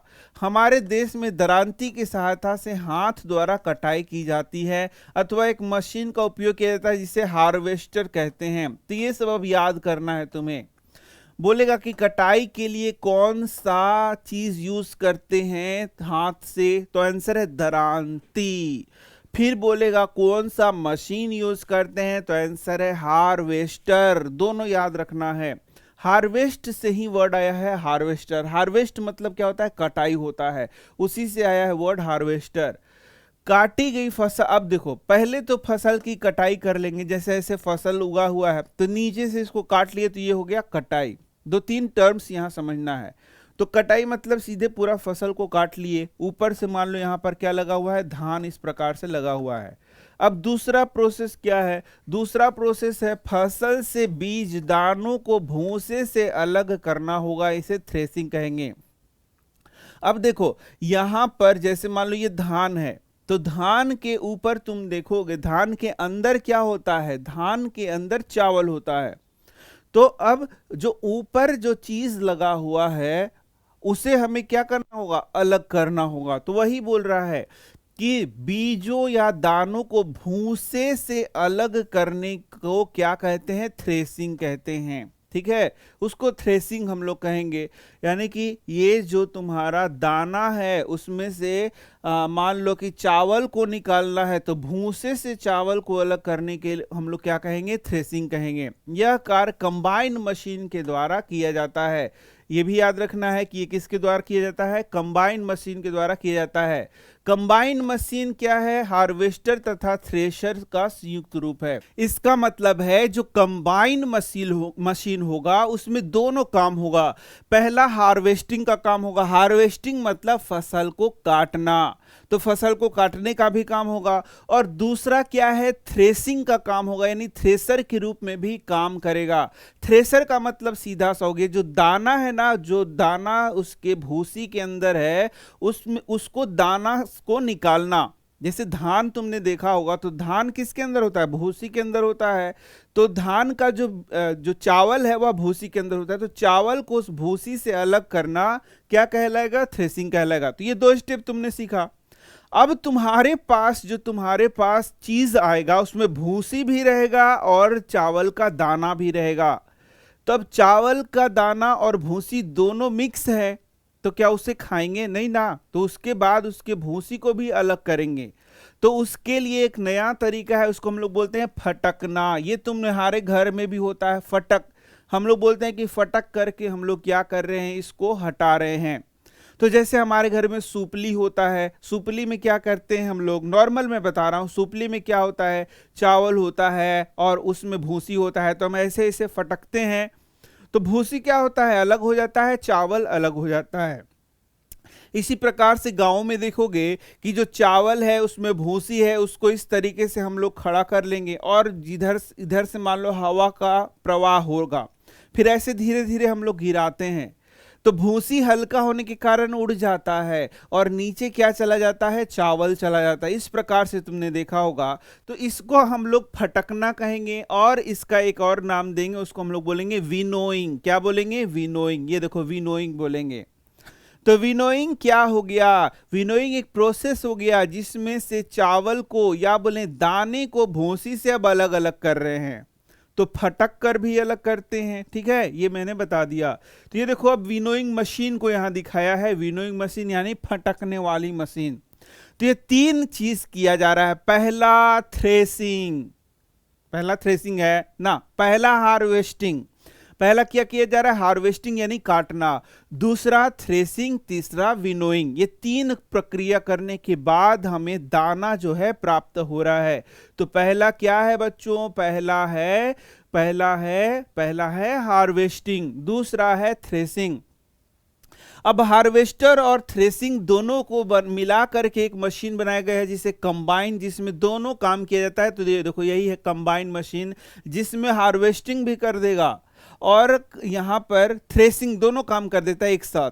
अब जब हार्वेस्टिंग और थ्रेसिंग हो गया तो लास्ट काम क्या बचा, विनोइंग। तो उसके लिए भी यहाँ एक मशीन है, देखो विनोइंग मशीन है, फटकने वाली मशीन है। तो इसका यूज कर सकते हैं यदि बहुत ज्यादा मात्रा में हमारे पास क्या है, फसल है, तो में मशीन का उपयोग हम लोग कर सकते हैं। अब आ गया कटाई पर्व। भाई बोलता है 3-4 महीनों के कठोर परिश्रम के बाद कटाई का समय आता है। स्वर्णिम दानों से भरी खड़ी फसल किसानों को हृदय में उल्लास एवं अच्छे समय का भाव संचारित करती है। यह समय थोड़ा आराम करने एवं खुशी मनाने का है, क्योंकि पिछली ऋतु में प्रयत्न का फल मिलता है। इसलिए भारत के सभी भागों में कटाई के समय हर्षोल्लास के साथ, खुशी के साथ, त्योहार के साथ मनाया जाता है। कटाई ऋतु के साथ कुछ विशेष पर्व आते हैं, जैसे कि पोंगल, बैसाखी, होली, दिवाली, नवान्या, बिहू। ये सब जो त्योहार जुड़े हुए हैं वो फसलों की कटाई से जुड़े हुए हैं। यानी कि जब फसल की कटाई हो जाती है उसके बाद इन त्योहारों को हर्षोल्लास के रूप में मनाया जाता है। अब आ गया हमारा नेक्स्ट टॉपिक, और ये क्या हो गया, भंडारण। तो भाई इतना मेहनत के बाद जब हम लोगों ने फसलों को काट भी लिया, उसके दानों को भी अलग कर लिया, तो अब आ गया समय उसको सुरक्षित रखने का। तो यही है भंडारण। उत्पाद का भंडारण एक महत्वपूर्ण कार्य है। यदि फसल के दानों को अधिक समय तक रखना हो तो उन्हें नमी, कीट, चूहों और सूक्ष्म जीवों से सुरक्षित रखना होगा। देख लो, इतना मेहनत के बाद भी मेहनत अभी कम नहीं हुआ है। अब उनको नमी से बचाना पड़ेगा। जो अनाज हम लोग जहां पे रख रहे हैं उसको नमी से बचाना पड़ेगा, नहीं तो वो सड़ना शुरू कर जाएगा, उस पर सूक्ष्म जीवों का हमला हो जाएगा। इसी प्रकार से उसको कीटों से बचाना होगा, चूहों से बचाना होगा, तब जाकर के वो भंडारित होगा। भंडारण का मतलब क्या है कि उसको काफी समय तक हम लोग रखते हैं। जो अनाज हम लोग एक सीजन में उगा रहे हैं उसको पूरे वर्ष हम लोगों को यूज करना है, इसलिए उसको भंडारण करते हैं। ऐसा नहीं कि अनाज कल उगाया और आज खा गए। टमाटर नहीं है कि टमाटर एक दिन तोड़ा दूसरे दिन खा गए, ऐसा नहीं करना है। इसको सालों भर उपयोग में लाना है। इस कारण से इसे हम लोग सही प्रकार से भंडारण करते हैं। ताजा फसल में नमी की मात्रा अधिक होती है यदि फसल के दानों को सुखाए भी ना। अब देखो यहां से हम लोग का नया क्वेश्चन है कि भाई हम लोग जो फसल है उसको भंडारण के पूर्व क्या क्या सावधानी रखते हैं। या क्वेश्चन आया कि फसलों का जो हमारे पास जो बीज हैं, दाने हैं, जो हम लोगों ने प्राप्त किया है फसल, उसका हम लोग कैसे भंडारण करते हैं। तो ये दो प्रकार से क्वेश्चन आ सकता है। इन दो प्रकार से, या सीधे आएगा कि अनाज का भंडारण कैसे किया जाता है, ये भी क्वेश्चन आएगा। तो सब क्वेश्चन का आंसर यहां दिया हुआ है कि सबसे पहले जो हमारे पास अनाज है उसको हम लोग सुखाते हैं। भंडारण के पूर्व उसको सुखाते हैं जिससे कि उसके नमी की मात्रा घट जाए। बिना भंडारित किया गया तो उसे खराब हो जाएगा। तो यानी कि सबसे पहले उसको सुखाना है। यदि नहीं सुखाएंगे तो उसमें नमी की मात्रा ज्यादा होगी जिससे कि वो खराब हो सकता है। जीवों द्वारा आक्रमण से वे अंकुरण के लिए अनुपयोगी हो जाते हैं, अतः भंडारण से पहले दानों को धूप में सुखाना आवश्यक है। तो ये हो गया पहला स्टेप कि हमें दानों को धूप में सुखाना है, जिससे उनकी नमी में कमी आ जाए। इससे उनकी कीट पीड़कों, जीवाणु एवं कवक से सुरक्षा हो जाती है। तो ये सब बातें हमें समझना होगा कि यदि हम लोग उसको सुखा ले रहे हैं तो उसमें सूक्ष्म जीवों का हमला नहीं होगा, कीटों का हमला नहीं होगा, कवकों का हमला नहीं होगा और वो सुरक्षित रहेंगे। किसान अपनी फसल उत्पाद का भंडारण जूट के बोरों, धातु के बड़े पात्र में करते हैं, परंतु बीजों का बड़े पैमाने पर भंडारण साइलो और भंडार गृहों में किया जाता है। तो यहाँ थोड़ा सा ऊपर भी देख लेंगे पहले तो हम अनाज को सुखा लेते हैं, उसके बाद कुछ उसको उपचारित भी करते हैं, जैसे उसमें नीम के पत्ते डाल देते हैं, या फिर कुछ कई लोग कुछ दवाइयों का उपयोग करते हैं जिससे कि उसमें और सूक्ष्म जीवों का हमला ना हो। अब देखो हम लोग क्या करते हैं, इसको बड़े पात्रों में हम लोग रखते हैं जिसे बीन्स बीन्स कहते हैं। और जो बीजों का बड़े पैमाने पे भंडारण किस चीज में होता है, तो साइलो में होता है, याद रखना ये नया वर्ड है तुम्हारे लिए।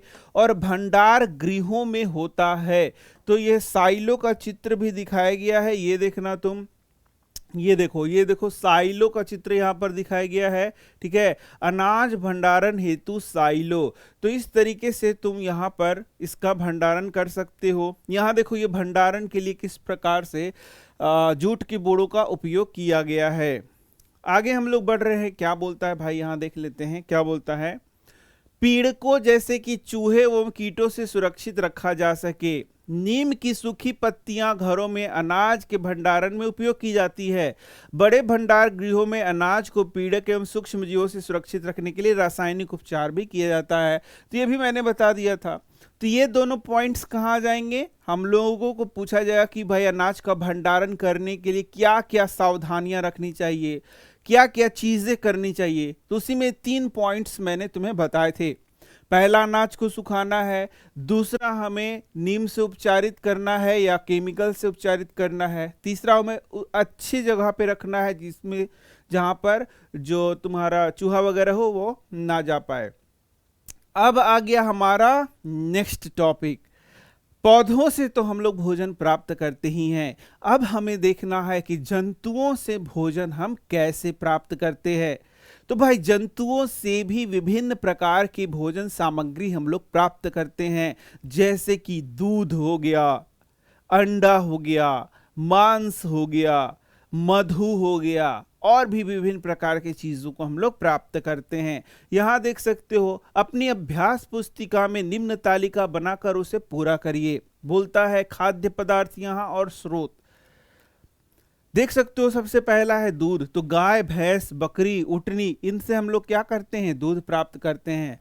अंडा हम लोग प्राप्त करते हैं। मांस कई जंतुओं से प्राप्त करते हैं। मधु प्राप्त करते हैं। यही सब यहाँ पर लिखा हुआ है। इस सारणी की पूर्ति करने के पश्चात आपने देखा होगा कि पौधों की तरह ही जंतु भी हमें विभिन्न प्रकार के खाद्य पदार्थ प्रदान करते हैं। बिल्कुल, बहुत सारे खाद्य पदार्थ हम लोग जंतुओं से प्राप्त करते हैं। समुद्र के तटीय क्षेत्रों में रहने वाले लोग मछली का मुख्य आहार के रूप में उपयोग करते हैं। पिछली कक्षाओं में पौधों से प्राप्त होने वाले खाद्य पदार्थों के विषय में आप पढ़ चुके हैं।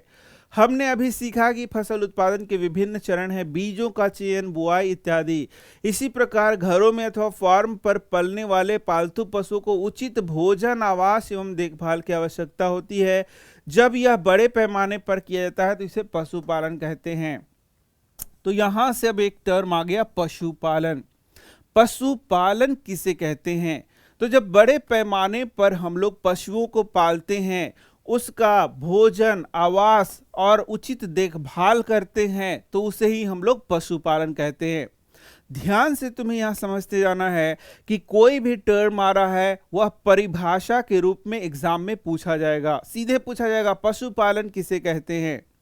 तो इसका उत्तर है कि बड़े पैमाने पर जब हम लोग पशुओं की देखभाल करते हैं, उसके आवास संबंधी व्यवस्था करते हैं, उसका भोजन संबंधी व्यवस्था करते हैं, तो उसे ही हम लोग क्या कहते हैं, पशुपालन कहते हैं। ये यहाँ पर लिखा हुआ है, ठीक है। मछली स्वास्थ्य के लिए अच्छा आहार है। हमें मछली से कॉड लिवर तेल मिलता है जिसमें विटामिन डी की मात्रा पाई जाती है। देखो ये छोटा छोटा इंफॉर्मेशन यहाँ कभी कभी दे रखा है। ये इंफॉर्मेशंस की दुनिया में तो कोई कमी नहीं है। यदि तुम जनरल नॉलेज लेना चाहो तो भाई इतना बुक इकट्ठा हो सकता है, नीचे से ऊपर तक खत्म नहीं होगा। हर एक पॉइंट पर कितने सारे नॉलेज है ये तुम सोच नहीं सकते। लेकिन बात आती है कि हमें एक लिमिटेड सोर्स से जब नॉलेज लेना है, जैसे अब इस बुक से ही क्वेश्चन आएगा तुम्हारे एग्जाम में, तो कम से कम तुम्हारी तैयारी इस बुक की होनी चाहिए कि तुम इस बुक के क्वेश्चन को कर सको। तो यहां पर ये इंफॉर्मेशन दिया है कि भाई कॉड लिवर तेल मिलता है किससे, मछली से। ये एक क्वेश्चन पूछ देगा। दूसरा उसमें क्या कौन सा विटामिन मिलता है, तो विटामिन डी मिलता है। तो ये 2 प्रश्न यहां से बनेगा। तो जो चीज तुम्हें दिया गया पढ़ने के लिए कम से कम उसके इंफॉर्मेशन को तुम्हें दिमाग में रखना है, क्योंकि उससे क्वेश्चन पूछ सकता है। तो वीडियो को लाइक शेयर कर दो बच्चों, और नेक्स्ट वीडियो में हम लोग कुछ और नए चीजों को पढ़ेंगे, ठीक है। तो लगातार सारे वीडियोस आ रहे हैं, एनसीईआरटी साइंस क्लास 8 के सभी वीडियोस आ रहे हैं, तुम उन सारे वीडियोस को देखो, और पीछे भी बहुत सारे वीडियोस तुम्हें बना करके दिए गए हैं और बहुत बेहतरीन वीडियोस हैं। सारे वीडियोस यदि पढ़ोगे तो क्लास 8 एनसीईआरटी पूरा कंप्लीट हो जाएगा फाइनल, हर एक लाइन से कोई भी क्वेश्चन भी नहीं छूटने वाला। मैं मिल रहा हूं तुमसे नेक्स्ट वीडियो में, धन्यवाद।